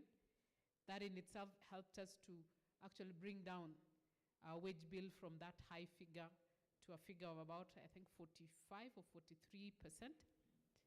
As we speak, this exercise that is ongoing right now has been able to identify about 552 officers that we cannot account for, the departments cannot own. We actually have that many ghost workers. One of the other things that we also realized in the course of this exercise is that we have officers who transitioned from contract to permanent and pensionable terms and procedurally. And that is also a huge number, about 300. In the course also of this exercise, we've identified people who have remained on the payroll, even having exited service.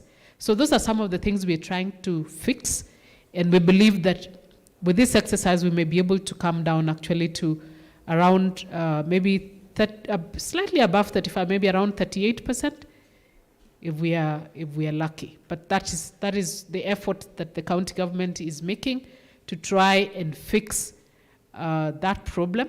Already last year, through the State Department of Treasury, we received a report that Nandi County had been flagged off also through our payroll audit from IPPD, that we had so many irregularities. When our system was audited from 2016 to last year, September, there were a number of cases that were identified as irregularities and things that we are now trying to fix. Thank you.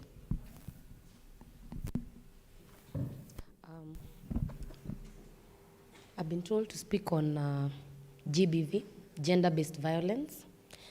And the first weeks of Her Excellency getting into office, these are the key areas that we had a discussion with the departments, that the gender, the youth department in the county. And it was a shocker because with Meru, we were able to understand that it is a multi-sectoral approach. It's not, we cannot approach it single. We have to approach because it has intertwined into so many other departments. You find that we are leading in bang, intake and alcohol. Our youth are taking it, and with that, it leads to rape cases being high. And you see, Meru, we are within that, the corridor from Isiolo, Ethiopia, and these things pass through our county. And with that, we find ourselves with high rates of bang, youth taking it. And you would think that GBV would be experienced in areas where, because most people, if you ask them, even now the people that are here, if I ask you, where do you think GBV is high in Meru? Most people will tell you, maybe Tigania, maybe, you know, but it's actually central Imenti, a place where there's food, there's accessible, it's central, it's actually near the town. So we have so many issues that are within that we were unable to understand. And the areas of interest that we would want partners to come and work with us is awareness, where we can, data management, UN women come on board and we can be able to get data to understand what is really happening. And also provision of safe houses, because again, we don't have this. So even when someone is undergoing all this, they have nowhere to run. And also include it in our curriculum, in our school curriculum, where kids are told, because with rape, with even their mothers undergoing violence at home, they are quiet. It is affecting even the children. So the governor is very keen. She would really want that we can be able to talk to our kids. We can be able to teach them what are the safe words. If something is happening, who do you go to? And being a Marian, you know, as she has said, interacting with other Meru, people from Meru, you will find out that we are macho. Macho is it's all men. So sometimes it's very difficult to break into that barrier. So awareness, capacity building in all aspects with regard multi-sectoral approach, not just one area, all areas where they can be able to understand, because if we are leading in it, something is wrong. We have to understand. So we are calling upon the people, come, we see what is really happening. Thank you very much. We've been able to identify, I'm sure, a number of gaps and opportunities for our work. And so I think now we'll open it up to questions from that end. And I think a couple of people are working with mics. And I would suggest that we start from the back coming forward, so that then we can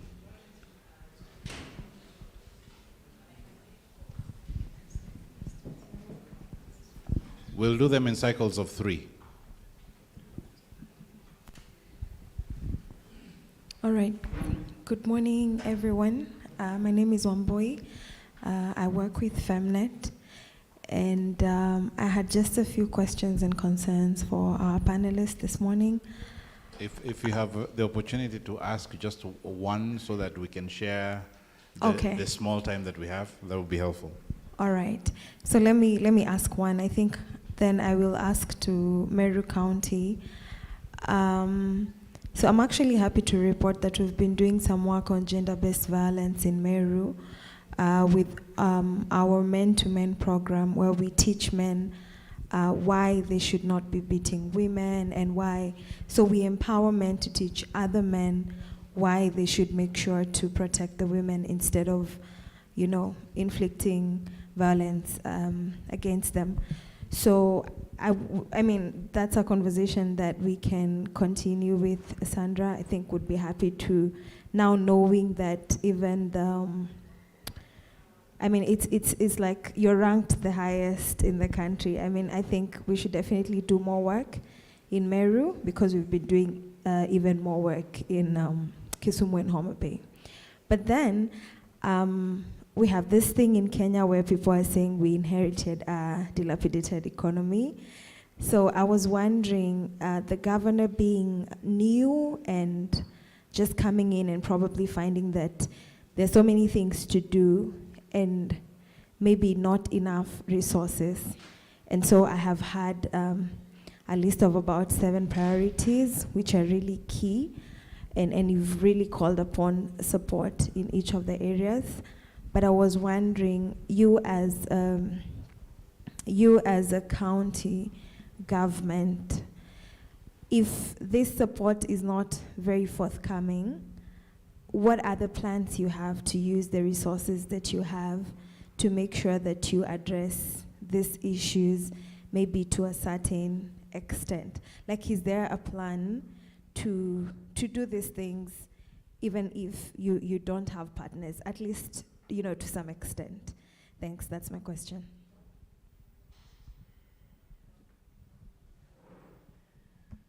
Yes, thank you very much, Open Institute, and yes, the representatives of Makueni, and yes.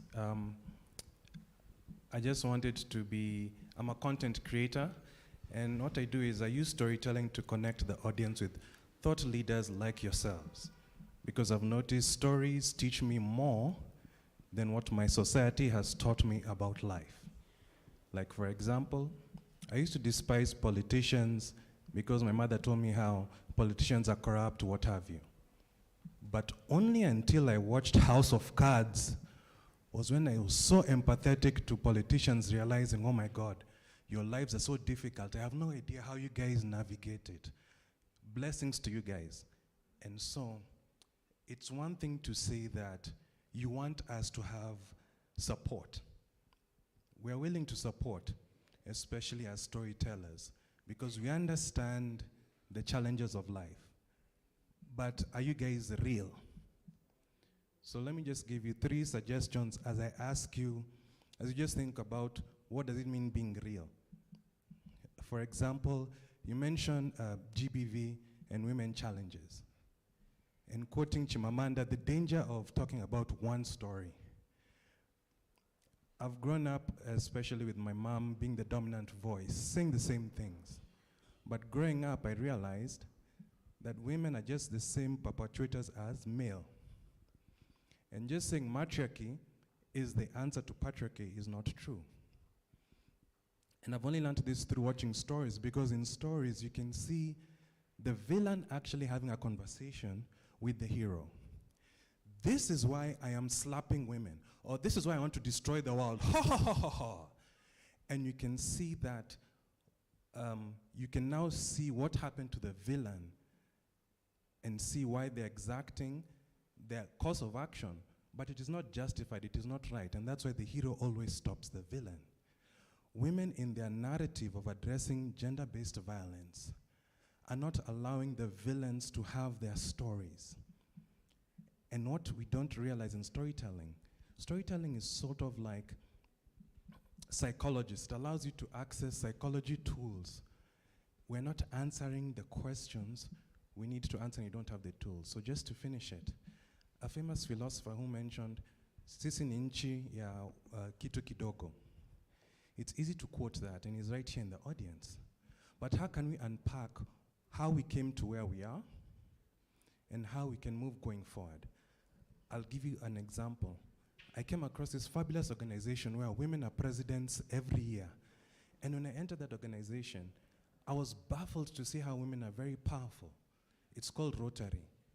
Maybe go to them and see their structure, how they've allowed women to have the tools to exact their mandate, and they have their support. Look at institutions that are able to execute.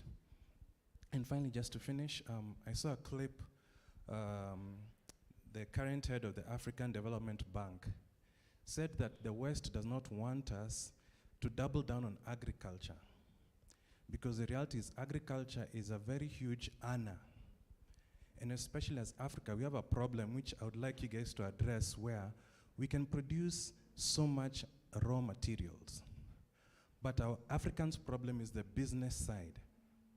How is it that Ghana produces 75% of cocoa, yet it only experienced 2% of the profits? So even like you said, I believe it was Makueni, you guys, no, it was, I forgot. You said you have better bananas than Kisi. But where's the story around that?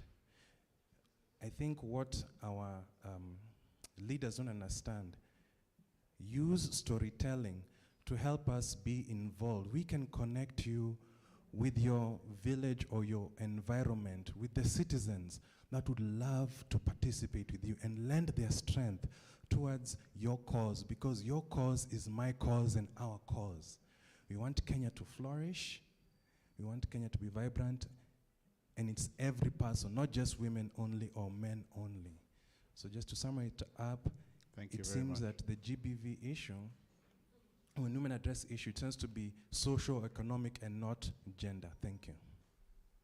I heard finally thrice. We shall use that as an example of what we shall not do. But the point is very well taken. Please carry on. Good morning. My name is Faith Alube. I'm the director of the Kenya Land Alliance. And I'll pose a question to each of the counties, because I had hoped that they are going to talk about resource rights. And they just touched on it. And I'll start with Nandi. We know that the leases of some of the multinationals like James, Finley's, EPK, Unilever, they've expired. And we know that the county of Nandi had a problem with the renewal of the leases, and we know that the operations are not very supportive of the communities. I'm just wondering what the incoming administration is going to do about it. We know that the chemicals that are being used are not favorable to your communities. We don't know if they'll turn yellow in the next 10 years. And those are the things that policymakers should start talking about. Policy actions around the activities of multinationals. We understand they should not cause any harm. That is Nandi. In Meru, we know there are land conflicts between Meru County, Isiolo County, and they've resulted into deaths. We know that. And we know that there are so many incidents of land commodification, even as we talk about agriculture. What is the incoming administration going to do to address the land commodification, because you're not using your land wisely if the fragmentation goes on? In terms of Makueni, the titles, your land is not adjudicated, yet you are in a position to help and support communities to adjudicate your land. Just as Meru, land commodification is coming to Makueni. When you talk about land and extractive sand, there are more extractives that you can actually take advantage of. All these are policy actions, all these revenue producing and resource rights conversations that these counties should have, so that organizations like Kenya Land Alliance can help you position that conversation locally and for Nandi County internationally. Because we know Unilever right now is rebranding to Ekiterra, and it's going to pass assets and liabilities to Ekiterra, yet communities are already suffering, and nothing is going, no remedy. Those communities are not going to get remedies. That is a policy conversation you should be having. Thank you very much.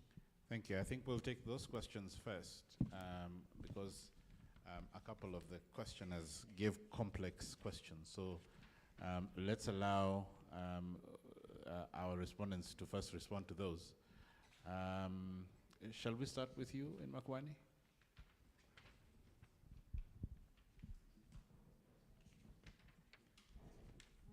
Okay, thank you. Thank you for the question. I believe Kenya Land Alliance has contributed to the land story and conversation in Makueni and elsewhere. We appreciate your work. To your question, why we've not adjudicated land. Of course, it's true that our people do not have title deeds to their land. In Kenya, we know that land is a major factor, actually not the first factor of production that unlocks the economic potential for most of our people. The national government, by 2013, had done quite some work on issuing of title deeds. In our first and second cycle of devolution, because as you realize, the functions of land are shared between county governments and national governments.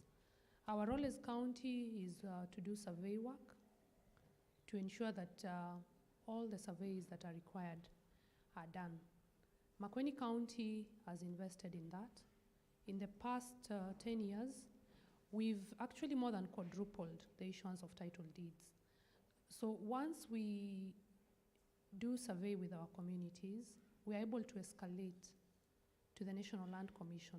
If you realize, again, we have the National Land Commission that also has to sit in and have a conversation on the survey that has been done, settle any disputes, and agree on this division, after which it's escalated again to national government, which has the mandate to now process the titles and actually issue them. So if you realize then, it is quite a very bureaucratic and tedious process for our people.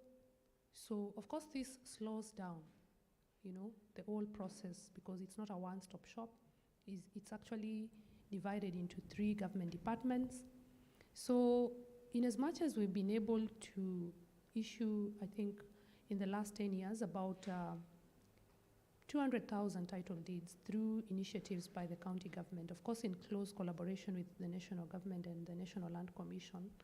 Maybe it's time that we again have a conversation as a country, in finding a way to, put this work of land, either fully with the county governments, because if you realize then all these processes in different offices actually may discourage the citizens at some point, may tire them. Of course, we appreciate the waivers on search for title, because that has also, made the process more efficient. We also appreciate the investment by yourselves, partners. For instance, currently we have FAO investing in digitization in Makueni County. They've selected us among the 6 counties to be able to digitize our records, so that then we make the process more efficient, a bit faster, to be able to access this information. But there are still huge gaps, like I'm saying, in that shared way. But the county is continuing to invest in ensuring that we survey. Every year we have a target of surveying. So like in this financial year, we are planning to survey, about more 300 markets and communities, so that then we are able to still continue the process of ensuring that title deeds are issued to our people. The governor is very committed to this cause. You also mentioned something about the extractives, and I think when I spoke earlier, I mentioned that now after conserving sand, it's now time to make it a commodity, including other extractives that we might have in the county, so that then we are able to, of course, make our county more economically secure. So, of course, we invite your innovations and ideas around how we can be able to do this. Thank you very much. Shall we go to Meru?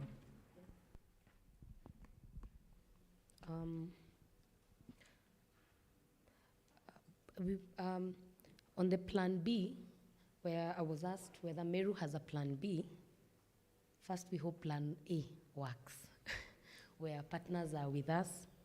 and we can be able to solve the issues that are at hand. But other than that, when our governor was the women representative, she was able to use the money or the funds that are allocated to that office very well. And she hopes to do the same. So I don't know if I've answered your question. Yes. And then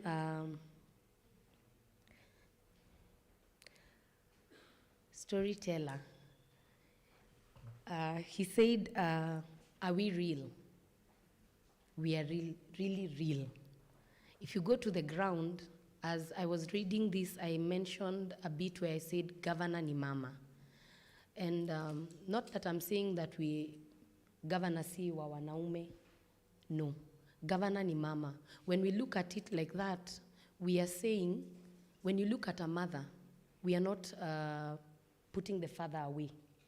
A mother nurtures her home with the help of her husband, the father. So even when we are changing, we want to change the narrative. We want to change the story of Meru. And with this, we can be able to tackle the issues of GBV. We can be able to tackle the issues of drug abuse.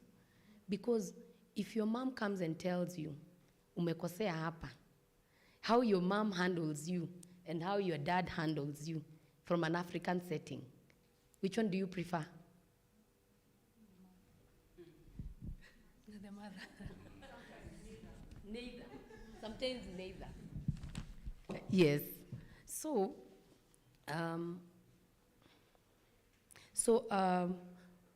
moving forward, we would want to change the narrative because we've been given an opportunity where a governor is a woman. She can be able to go to the issues at the family unit. Because if we can solve them from that family unit, we can be able to help the whole community. I mentioned that I didn't say we have the best, I said we have the highest production of banana. Potatoes, quality, we have the best. Bananas, we have the highest production. And we have a lot of bananas. But our issue is the post-harvest management. And that is what we are calling upon partners, donors to come on board. Because it will be useless if we can produce and we cannot take it to the market in due time. Other than that, if we are producing, then we have a lot of waste. There are organizations that have come on board to help us with production of wine from bananas. We are calling on people to come with innovation, technologies on production, where we can be able to do more. Other than just having a banana and eat it, if you can have a wine from banana, it's okay. So basically what we are saying is bring as many people on board to help us with this. If we are producing, we are able to meet the markets. And then the land issue. As I said earlier, we border Isiolo and Laikipia. And yesterday we were with Her Excellency in Adwana, and this was brought up because with borders, even when they are grazing, the animals come to the other side and there's conflict. And people, death is experienced in the process. So our first gentleman requested the government, that is the national government, and also the community to come up with conservancies, because that corridor, there's nothing much we can do on that corridor. That is the Isiolo belt, Meru Isiolo belt. So what our government, the governor is keen on is creating a conservancy on that area so that we can reduce the conflicts that are there. Because everybody from this side claims it's ours, the others claim it's ours. So when their animals come on that piece of land, death is experienced. So yesterday this was mentioned, and the community is keen. And I know that in due time, we will have conversations around that area on land. I don't know if I think so. Shall we go to the next cycle of questions? Oh, sorry, as Madam Yulita responds.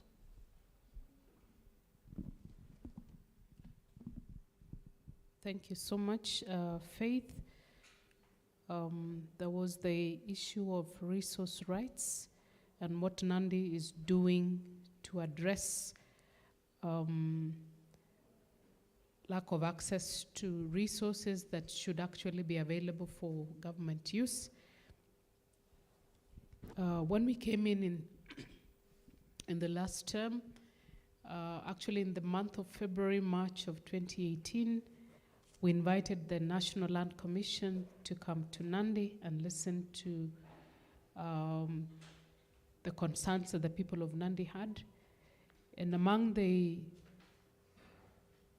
subjects that came to the table was the issue of land leases that were coming to an end or should have come to an end when the leases were commuted from 999 to 99. And there seems to be a bit of conflict or misunderstanding on what that meant. And His Excellency, my governor, sent a request to Senate to assist in the interpretation of that on the issue, because you engage with the multinational and says 99 years then should have started from the promulgation of the new constitution. So that in itself throws us off balance, because then we are not able to press have a conversation about whether to renew or not to renew land leases. However, what the current administration was able to do in the last term, actually when we came in, we found the previous administration had approved an extension of lease, while during the transition period, an extension of lease for one of our multinationals. But His Excellency was able to write and ask that to be quashed. And now we have been able to get it back to the county government, around 12,000 acres of land.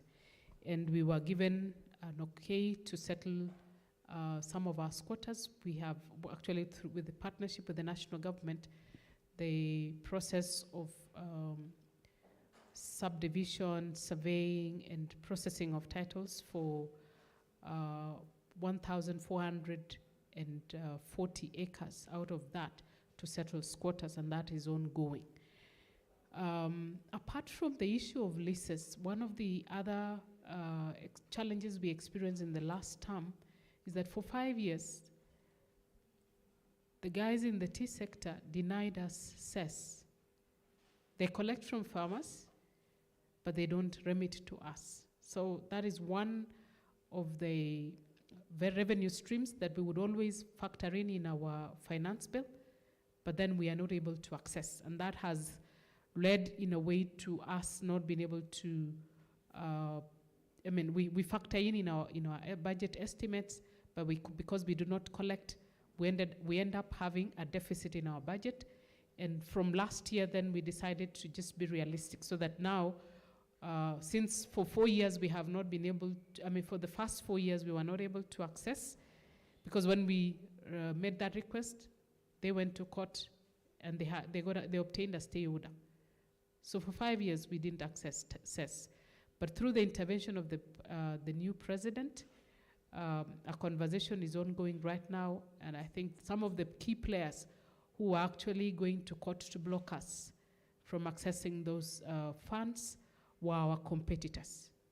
And they've been spoken to, and I think we anticipate a better engagement in this new term.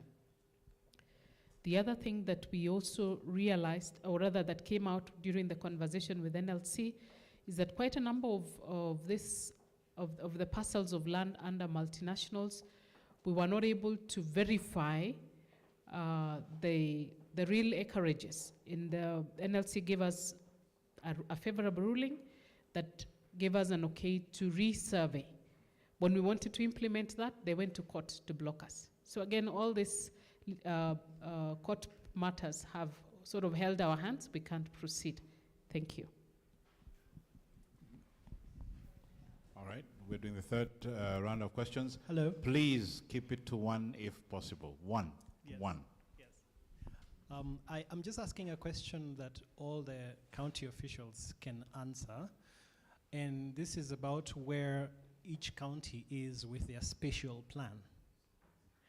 And the reason I'm asking that is because the spatial plan tends to sort out very many problems.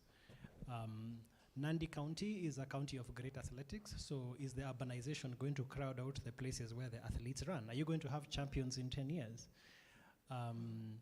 If we are talking about waste disposal, sanitary landfills, do you have sanitary landfills in your counties? I want to know. Or do you just have dumping places? Finally, the last thing when it comes to a spatial plan is obviously how you are going to grow in terms of attracting businesses and setting land aside. I know Nandi County has a data center. We had that at length. I just want to know if that includes making your GIS public. So thank you. Where we are with special plans. Good morning, everyone. Thank you for organizing this event. So my question again will be directed to all three county governments. We are under the new regime which has ascribed themselves to the Kenyan National Digital Master Plan, which sets out key priorities for the development of e-government services. So as a digital government advisor at the GIZ, I'd like to hear on your perspective of where the key current gaps in the provision of e-government services and possibly determine points of synergy and collaboration, especially around development of digital registries, county revenue and collection systems, also looking at payment systems. So any areas of synergy that we can determine and where you currently are at, because I know the master plan also talks about development of e-governance strategy at the county level as well as e-waste guidelines. So that touches on some of the environmental SDGs and SDG 17 on how we can support to make you as a county more sustainable and efficient at what you do. So if you could kindly address some of those concerns. Hi everyone, thank you for hosting this. My name is Adele Onyango. My first question is to everyone, just to know if when you speak about healthcare, do you have a mental health specific strategy? And if you could all share that with us, and so we can know how we can plug in and amplify and help. Secondly, in terms of the creative industry, because we are at Baraza Media Lab, I think it's important to look at the players in that industry as partners, actual business partners, and not people to give handouts to. So with that respect, are you guys doing any forums to be able to sit down with people in the creative economies, both in and out of your counties, to be able to look at the terms of engagement that you have that are very harsh and oppressive in terms of payment timelines, et cetera, for young people in the creative economies who are starting their new businesses? Is that something that's on the card? If it's not, how do we make it happen? And the last point that I'd want to say, because I think gender-based violence has come out a lot, which is important. They've been hints, and maybe we should not make hints in terms of jokes about patriarchal communities. If that is one of the root causes, which we know it is, then let's call it out as such. And then, instead of putting all of our resources into data and research and thinking about ABCD, split that and put that into enforcing the law. They're not villains, they're criminals, the people who do these things. We are protected by laws. So in your county levels, is there progress in terms of enforcing the laws? Are you having issues with evidence preservation? If you are, what are those issues, and how can we in the civil society plug in and help? And how do we get more of those criminals behind bars, so then our colleague who wants to tell their stories can know exactly where they are behind bars? Thank you very much. Let's those were those three? Yeah, so let's take those responses and then we do the final round of three, yeah? Who's ready to start?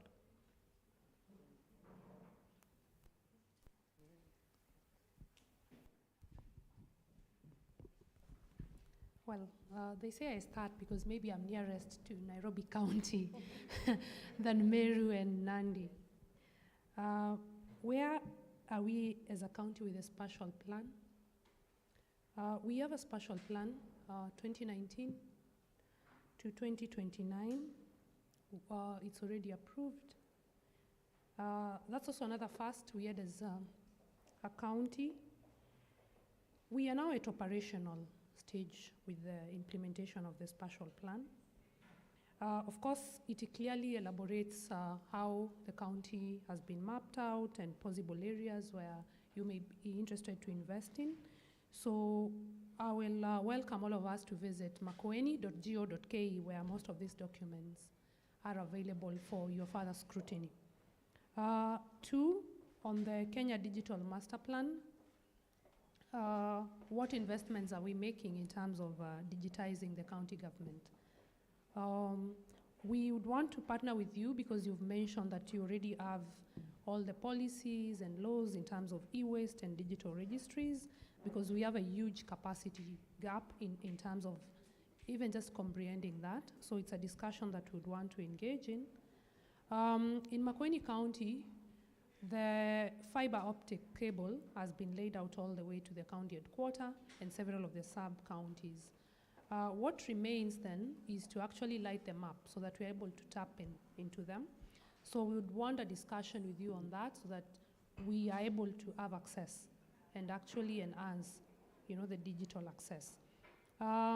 Governor Mutula Kilonzo Jr., of course, remains to actually digitize our government. In terms of collection of revenue, in terms of offering healthcare in 11 hospitals, are just some of the examples that we are able to, we've digitized our services. We still have, I would say, a lot to be done. So we'd really want a conversation for us to understand, what does that space look like? What investments can we make, so that we are really able to begin that journey. The question on the mental health specific strategy, in Makueni County, we have this. We launched our national health, our county policy, I think it's 2020, where, of course, we've placed a lot of emphasis on mental health. We, through, of course, our main referral hospital, have invested in terms of infrastructure into a mental health facility, and of course we do a lot of outreach, but there's still a lot of gaps, a lot of stigma around this area. We need a lot of capacity with our medics, because for instance, we only have one doctor who is a specialist in psychiatric. So you can imagine that understanding. So we would really welcome a lot of support to really build the capacities of the health workers themselves, and of course even find ways to engage with our communities. Like we said, we are investing in the community health strategy for us to be able to demystify this. In Makueni, when someone has a mental health issue, they're labeled that they are mad. So that's the understanding. So we need to move from that to, making this an health issue. Yes, I agree with you. We have to make the creative economy a business, and that's our approach. Governor Mutula Kilonzo Jr. will be soon inviting all of us, at least in the next 4 months, because right now you understand it's about transitioning, understanding systems, and being able to farm up what is in place. We want to believe that in the next 4 months, we can be able to actually have a discussion on how we do business with the creative industry, not only for Makueni County, but yourselves as well. So thank you for that suggestion. Finally, on the issue of the gender-based violence,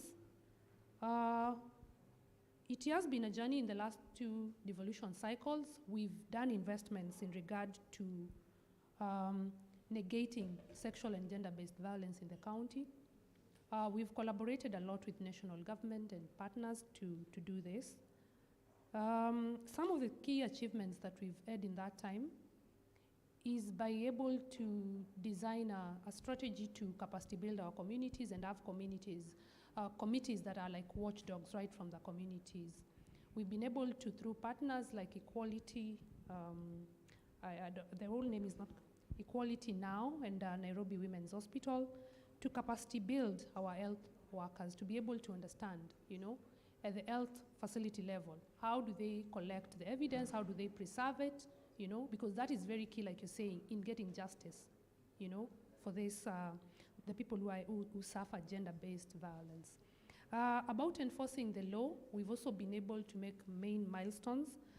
In those 2 cycles of devolution, we were able as a county government to create a conversation with the judiciary, with the police, and with all players in matters SGBV, whereby the judiciary was able to demonstrate through most of the decisions that they took and rulings, to be able to deter. I think in some of the rulings, like about 3 of them, the judges were able to even do many years so that could be a deterrence. So we are actually having a multi-sectoral approach, like she mentioned, from Meru County, where we are able to work together, ensure that reporting is done on time. The county is able to support through the committees we have said. Anytime an instance is reported, we are able to actually go there, assist in even ensuring that the law enforcers have access, ensuring that we accompany them all the way to actually record statements, get a P3, and all the way link with the judiciary. So we want to believe that we'll continue to do progress in this area. We were able to begin a conversation on child protection, on safe spaces. We currently have 1 safe space, a safe shelter, that has a capacity of about 40. So in the last 2 years, we've actively been able to host over 150 survivors and transition them into safer spaces, into sustained livelihoods. So we have a lot of gaps in terms of capacity, the technical knowledge on this, a lot of gaps in evidence preservation, because we are not able, for instance, to keep this evidence for long. So we actually need the technical knowledge to be able to actually first understand, and to also help us bring all the partners who are concerned into one table, agree on a framework, and work from there. But nonetheless, we continue to invest in this. Thank you. Shall we go to Meru? Okay, to Nandi first.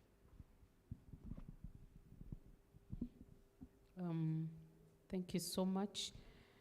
On the issue of our county spatial plan, ours is underway. I think we could be around 80% complete. Our teams are populating the various sectors, and we started off, and I think we faced a little bit of funding issue, but it's ongoing right now.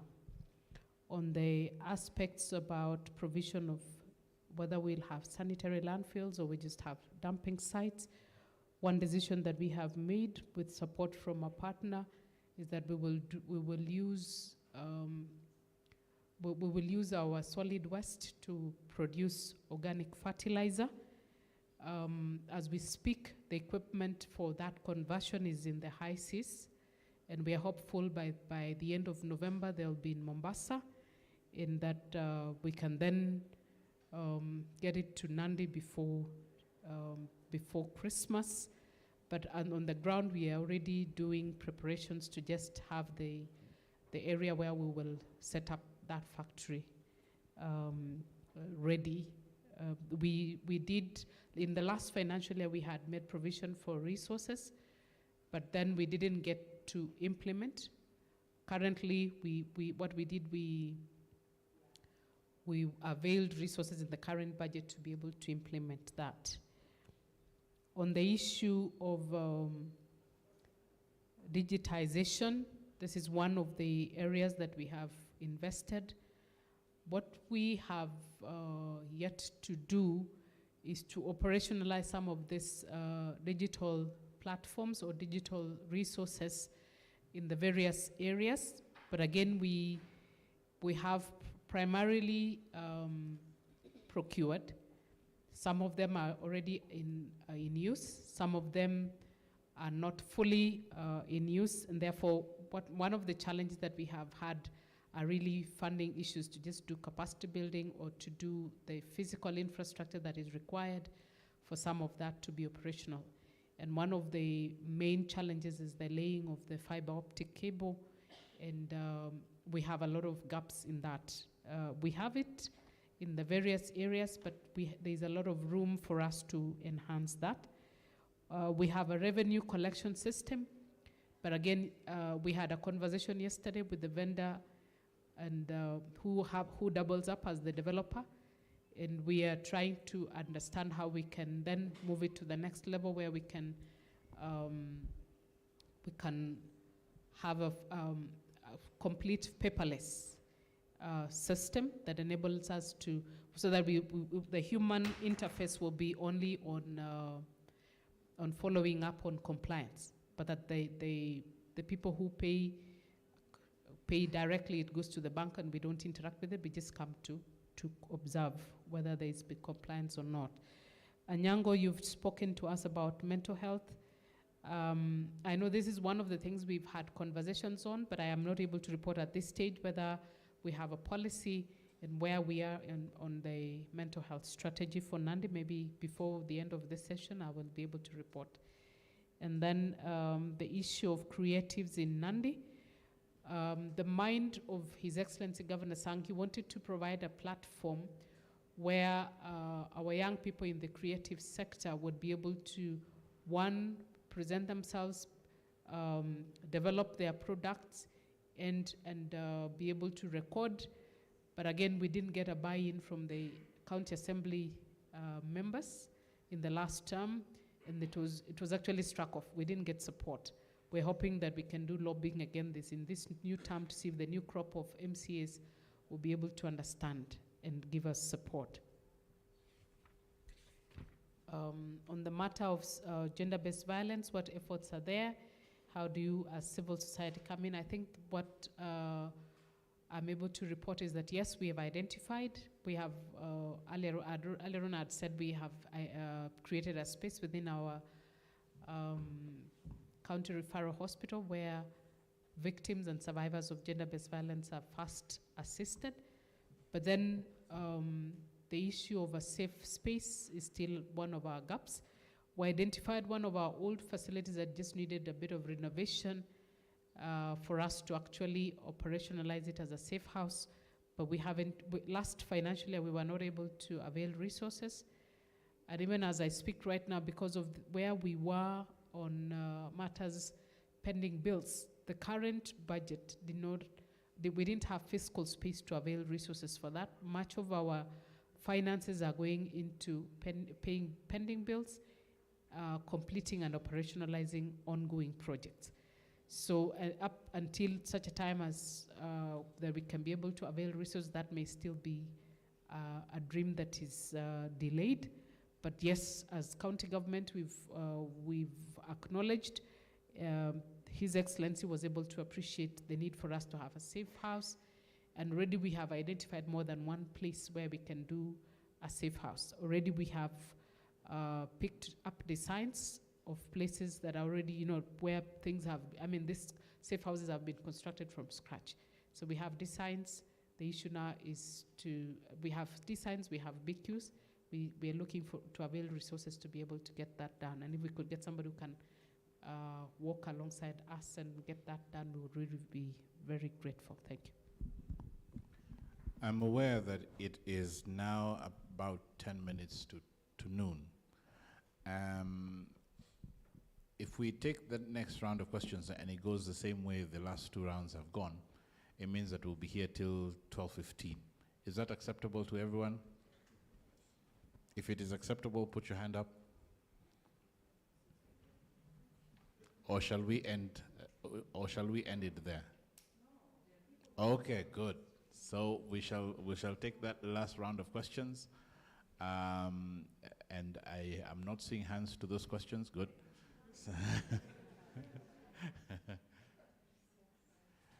So we will make it Cynthia, so that we all can stone Cynthia. We'll make it Cynthia's prerogative as to who gets a mic out of those 6, so that we can, because we only have really space for those 3 questions. And please do keep them at 3 questions. So whoever is giving the mic.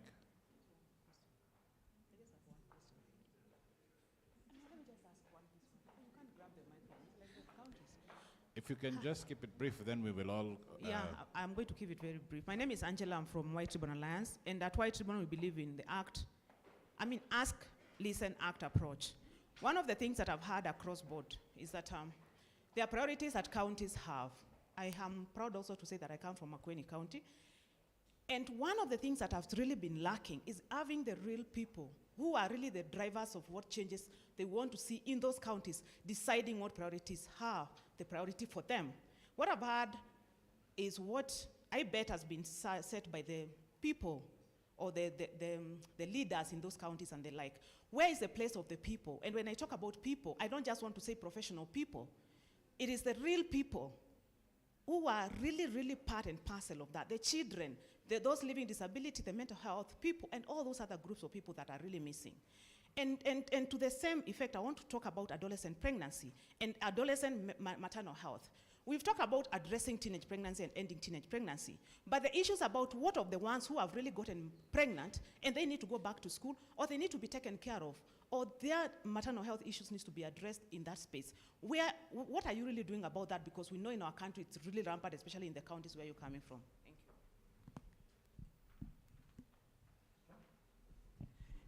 Yeah, my name is Titus Musyoka. I represent a CBO by the name Ahad Achievers from Makueni County. And my question still goes to Makueni County. You mentioned our pride is mangoes, but we've seen our farmers don't really get the benefit from mangoes. Actually, the brokers or the middlemen get the benefit. So what is the county doing to address that issue so that the farmers get the real benefit? The last one is on, you mentioned the project cycles is about 3 years, and we have cases whereby we have had dams, but the dams are not there anymore. So what is the county doing to address some of these issues so that people don't keep suffering? Right now we have so many young girls that go to look for water after school as late as 8 p.m. and that predisposes them to, cases of rape, the GBVs and all other issues. So these things maybe we need to understand. What is the county doing to address them? Thank you. Thank you very much. My name is Dr. Wala. My question is around health, and any of you can jump in with regards to human resources for health, and I think, Deputy Governor, you touched it for Nandi County. I think we are in a cycle of HRH issues in our counties with strikes upon strikes, and I think it's high time we finally just got a solution between the national government, the county governments, because we take 2 steps forward, like you talked a lot about the amount of budget you're setting into health, and then we go 5 steps backwards every time there's a strike. So how do we really once and for all bring all partners together to talk? Because the solution is between the Public Service Commission, the Ministry of Health, Treasury, and the county governments. I think it's high time that's done. And the second one is just around task forces. Again, we're seeing so many governors coming in with task forces. I think there's a lot of talk. We have the solutions. The solutions are lying on our shelves. I think it's time we just implemented this thing. So I hope from your counties you're not forming another task force around health. Thank you. It's time to get things done. We shall take that question from the chair of the Kenya SDG Forum, just so that, because he's our host and we don't want him to refuse to support us the next time. Okay, thank you very much. I'm George Awala, co-chair of the SDGs Kenya Forum, and I also work with VSO. So the campaign season is over. Governments are settling in. 100 days, there were promises. So what do we hold you accountable for in your first 100 days in office? That's important to us so that we know this is what you promised, this is what you want to deliver, and this is what we can say you didn't deliver within 100 days. So I would like to hear that from each of the counties. 2 things that we as citizens can come and say, this is what you said you'll do in 100 days, you have or you haven't delivered. And I would like to request that she gets a chance to, from KCDF, sorry. As a host, I have some bit of rights. Thank you very much, and sometimes it's good to know the host. My name is Emily from Kenya Community Development Foundation. My question would actually apply to all, but specifically I will address to Nandi County because it's a continuing government. You have plans to continue investing heavily in areas that would need a lot of procurement and tendering processes. In your annual development plan, reflections shows that you have a lot of challenges in terms of processes around procurement and tendering.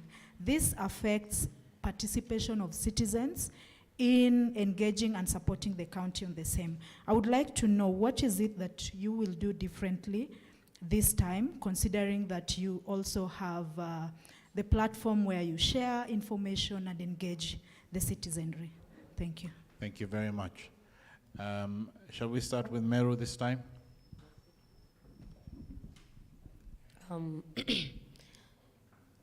The special plan in Meru is still, there's nothing much I can report on that. It's being looked into, so a report will be done on a later date. But what I know that there's conversations on waste management, and key players on waste management are having conversations with the government so that they can be able to see how to go about it. On digitalization, again, Meru has a revenue collection application, and the governor is having conversations with the people who are giving us this application so that they can be able to see how best it can be structured for Meru County. And again, our first gentleman has been very keen on calling on people to come on board on helping the youth, because we have so many youth that have innovations and ideas, but they don't have people to take them through. So on digitalization, I know that there are conversations around digitalizing the Okolea program that our governor has been doing, an e-beneficiary system where she's able to know how many people she's touching. So this is still being structured, and on a later date, you can be able to see how it goes about. And then on maternal health, during the first days of our governor being in office, it was brought to our attention that a third of the pregnancies in Meru are teenage pregnancies. And they've been having conversations about it, and that's why we are calling on partners to come on the awareness bit, because we feel like sometimes when awareness is done, it's done at the top level. But we want to go mashinani, where this is happening, where we can be able to talk to that one girl at a personal level. And again, that's why I keep saying that we are going to the family unit, pale chini, kwa sababu the reason our governor was very successful, even in her campaigns, is because she was able to identify from pale chini, not wale watu wako huku kwingine, pale mashinani. They can be able to say, I know her, I have touched her, she has touched my life. Okay? And also on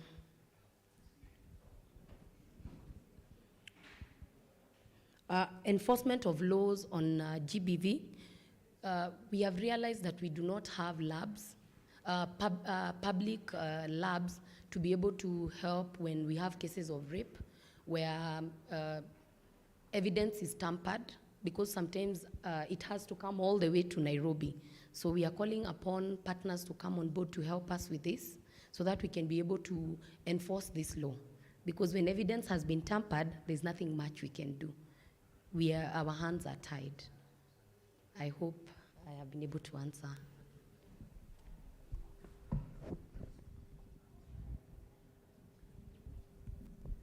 Thank you once more for your time. Allow me to answer some of the questions that you raised. Where is the place of the people in setting priorities? I just want to again emphasize Governor Mutula Kilonzo Jr. is very keen. His first foundational pillar is prioritizing the people. We will continue to enhance our public participation framework, where we'll prioritize our people, where we move towards citizen-led governance in all areas and in everything that we do. So that is our commitment. On issue of the maternal health and the child pregnancies, through, of course, our departments of health, we've had a lot of investment in reducing maternal health. We've also, like I mentioned earlier, through our interventions in the SGBV framework, been able to reduce child pregnancies and teen pregnancies for that matter in our county. Yes, we are very proud of our mango as a sweetest fruit. Yes, I agree. We have a huge challenge where the farmers get shortchanged by the brokers. Nandi and Meru will agree with me, that's the biggest challenge, and of course all of you, with most of the produce that we get from our farms in Kenya. So it's a conversation for all of us to have.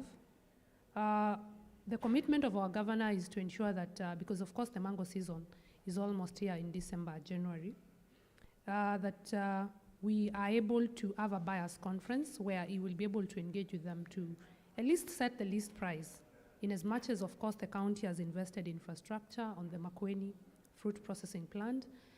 We are not able to absorb all the mangoes, In as much as we've been able to cushion the farmers in that direction, we are also looking forward to engaging with the buyers. So we invite you, again, once more, for us to leverage on this space together and find an innovative way in being able to agree, what is the least price that we can be able to sell this mango, that is proceeding to the market. On the issue of the project cycle being an average of 3 years and dams no longer having water, what is the county doing?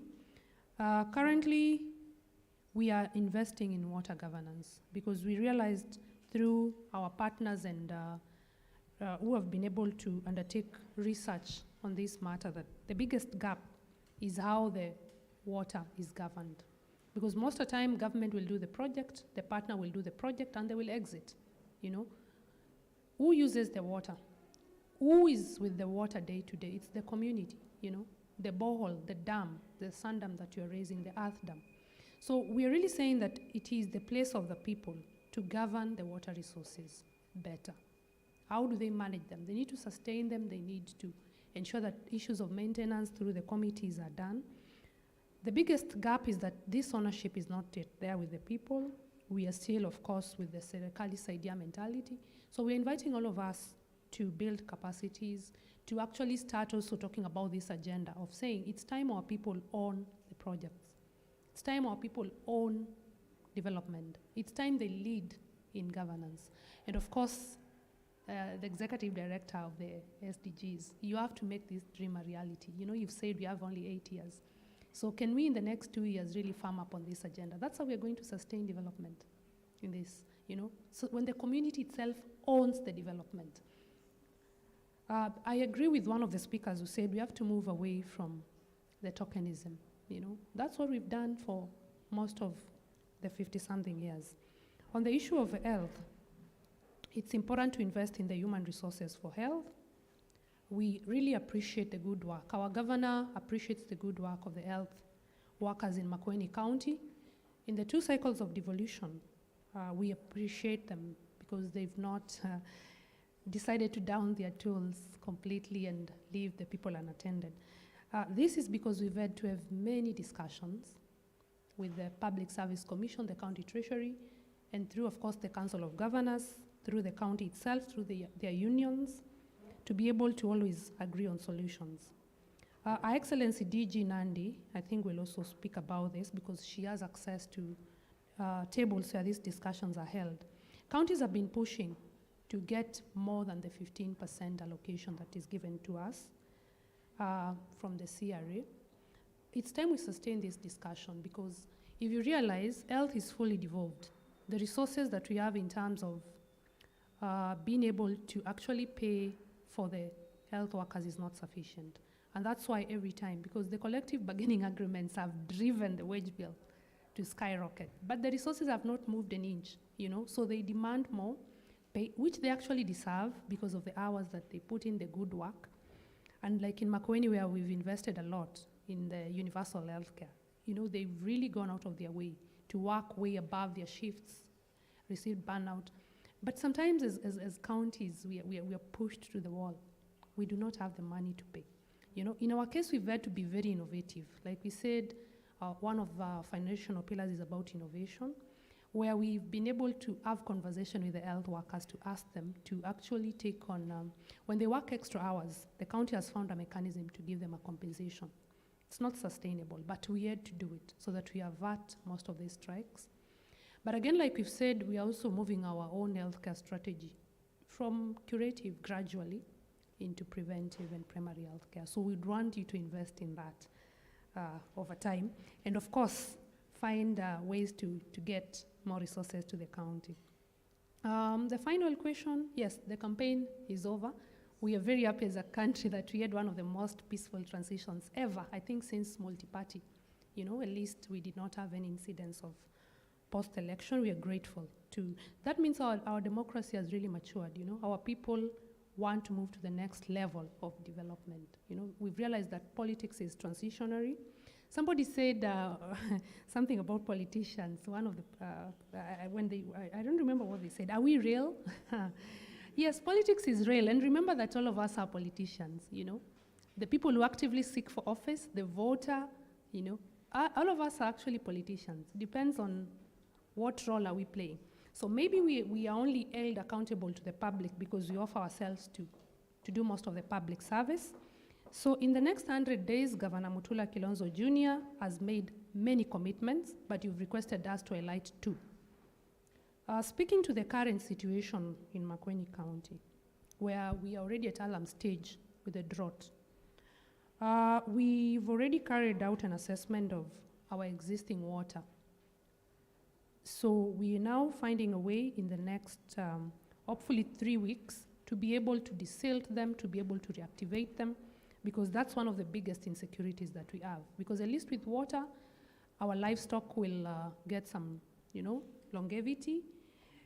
And because you're talking about a lot, the women and children, at least the kitchen gardens can be sustained, at least to kukue mboga kidogo as we deal with, of course, the huge drought situation that about 246,000 of our people are at the extreme worst situation. 2 is on agriculture, because our economy relies on agriculture, and because as we speak now in October, we are heading to the mango season, that soon in November and December. So like I had said earlier, His Excellency the Governor will be holding a buyers conference where we want to engage directly like we are doing today in agreeing and setting a minimum price for this mango. Because coupled now with the drought, the situation is very dire. So the little mangoes that we'll get out of this season, we would want the farmers to get the best price. So we'll be inviting you as well, as part of the partners, to add your voice to this conversation, to emphasize, to be able to craft policies and laws, not only for Makueni, but this country, where we are able to say, how do we continue to cushion our farmers? Because even like when DG Nandi spoke about, most of these buyers are, they are heavy players, they are the multinationals. So they really need a very heavy voice for us to win together. Asanteni sana for the questions. Thank you very much. DG Nandi.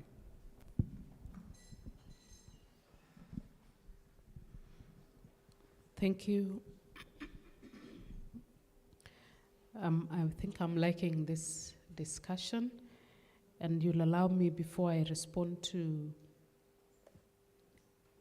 the batch of questions that have been presented in this session, to just respond to the mental health question that was asked earlier. I have since consulted, and would like to say that already in our high traffic facilities, we have officers who are manning and supporting our mental health patients. However, we have a huge gap in staffing on that particular aspect. I think so far we have 2 clinical officers who are specialized in mental health, and then we have 4 nurses. We have 2 2 clinical officers who are out on studies to pursue areas of psychiatry. And we are also, we are conscious of the fact that our patient volume has tripled since we came in 2017. Annually, we are seeing 1.4 million patients at our county referral hospital. When we came in, we would see 700, but now 700,000. Right now, we're seeing 1.4 million in a year. That has necessitated an increase in our healthcare, in our human resources for health. And that, when Dr. Wala was asking whether we are setting up task forces, okay, where we are currently, we are not doing a task force to address matters health, but we've asked we are actually giving a consultancy to enable us to assess and to be able to balance on workload so that they can advise us on what the gaps are so that we can be able to fill. We are also having a number of actually most of our healthcare workers in Nandi are on permanent and pensionable terms. We have a few whose contracts have come to an end in the month of August, some last month in the month of September. But as we conclude this exercise on the staff audit, we've also initiated a process with our County Public Service Board to make sure that we competitively fill up for the gaps that have already been identified. And our desire is to transition most of our healthcare workers into permanent and pensionable terms, and to see how also we can improve on their welfare. We have a few who are waiting promotions. We have been able to do promotions in the last term. We have a few who are at senior management positions who are yet to go through the process of interview so that they can actually be promoted to the next level. And it's that was delayed a little bit because we ran into trouble with our budgets. But again, this is one of the things that we hope that this exercise that we are conducting is going to enable us to have more resources that we can then resource the sectors that require technical staff so that our service delivery is enhanced. From Kenya Community, I think maybe I got in CDF, issues of processes around procurement. One of the things that we have elected to do when we entered into open governance program is to do digital, what do we call it? Open contracting. And that is the area we are on. We have a partner, I think HIVOS is supporting us with capacity building. That is the direction we are going so that we cut down on the challenges that we had with procurement, and therefore hoping that in due course we'll be able to unlock some of those. Somebody asked, what are we committing to do in the first 100 days? Is it the first 100 days or in the next 100 days? The first 100 days. As a county administration, we committed that in this new financial year, we are not doing anything new. What we are doing as new is the staff and payroll audit that we are undertaking, which we hope that is going to inform the kind of decisions that we're going to take going forward. But again, we are in the process of developing our third generation CIDP. So that is ongoing, and we've been given up to the 9th of December to have a first draft, and that is what we are engaging in right now. We are done with our first and second chapter. We are finalizing on our third chapter, which is the review of the current CIDP. As we speak, due to the usual budget making cycle, this time around we don't even have an annual development plan as at September, because now this is going to be informed by the new CIDP, and we were advised by the National Treasury that by the time by January we should be launching our CIDPs and submitting our annual development plan at that time. Thank you. Thank you very much. Thank you so much to all of you. Please give a round of applause to our panelists who have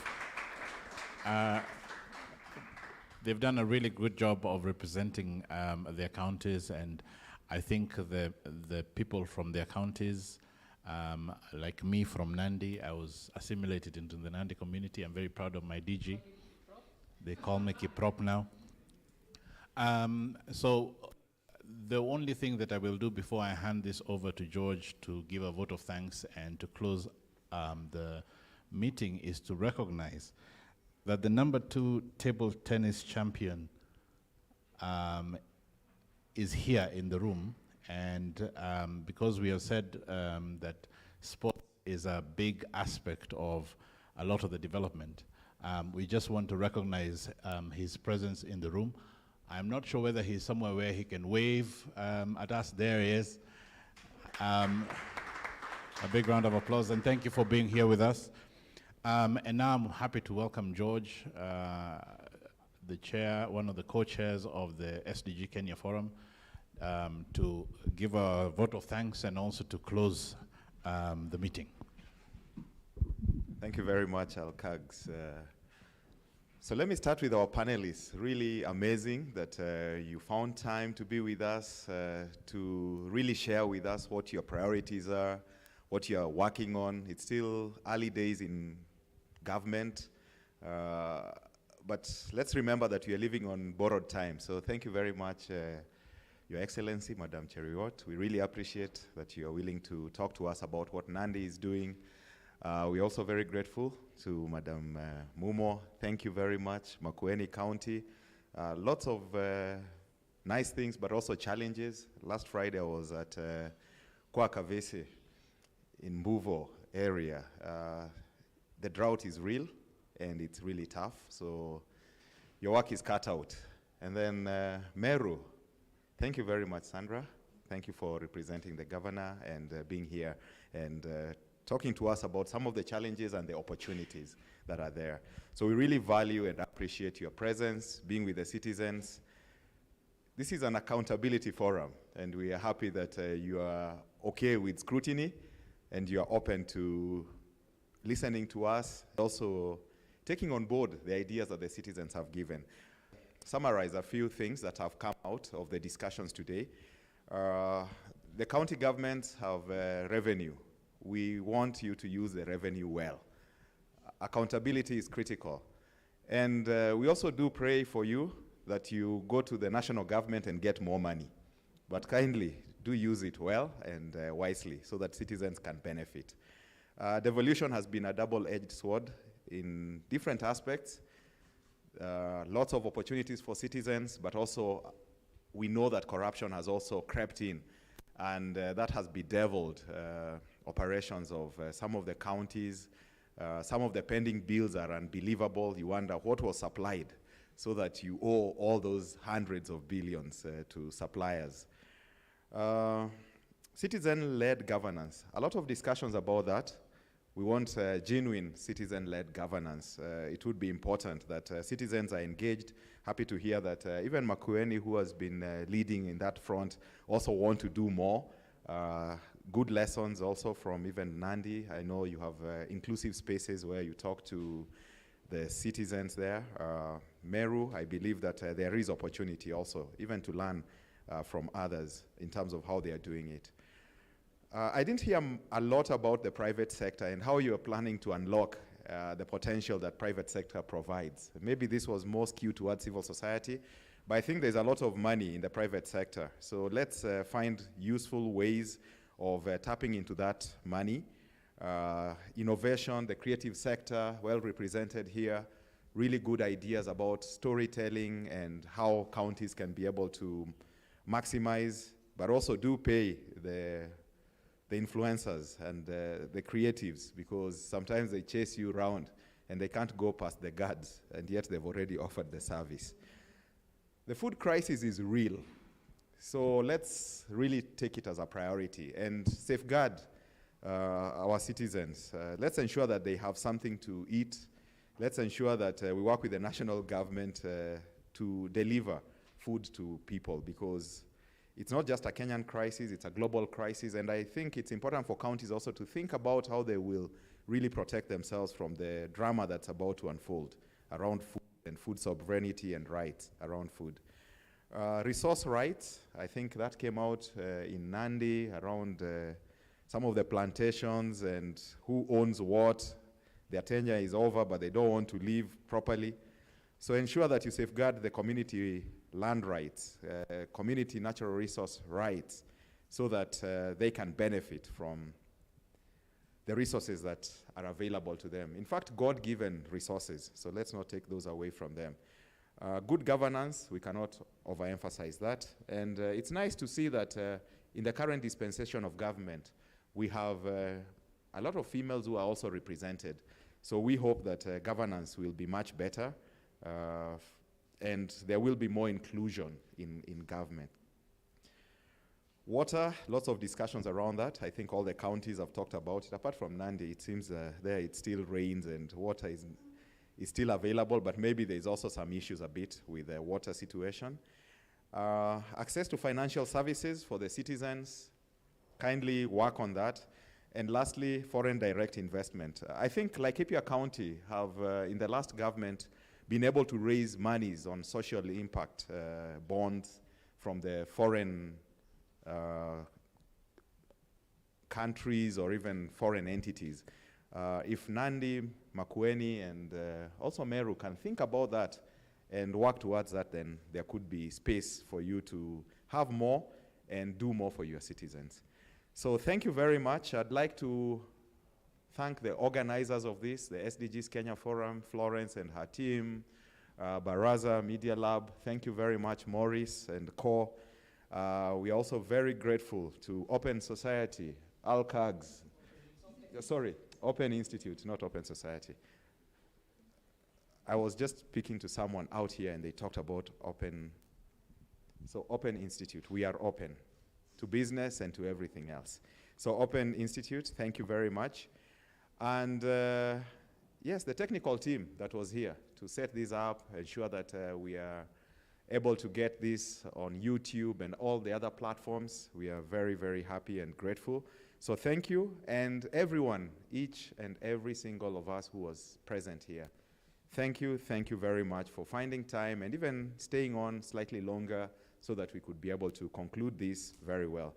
So on behalf of the organizers of this, I'd like to wish you all a very great day ahead and all the best with your plans as we rapidly head towards the end of the year with a lot of work. Asanteni nyote. Thank you.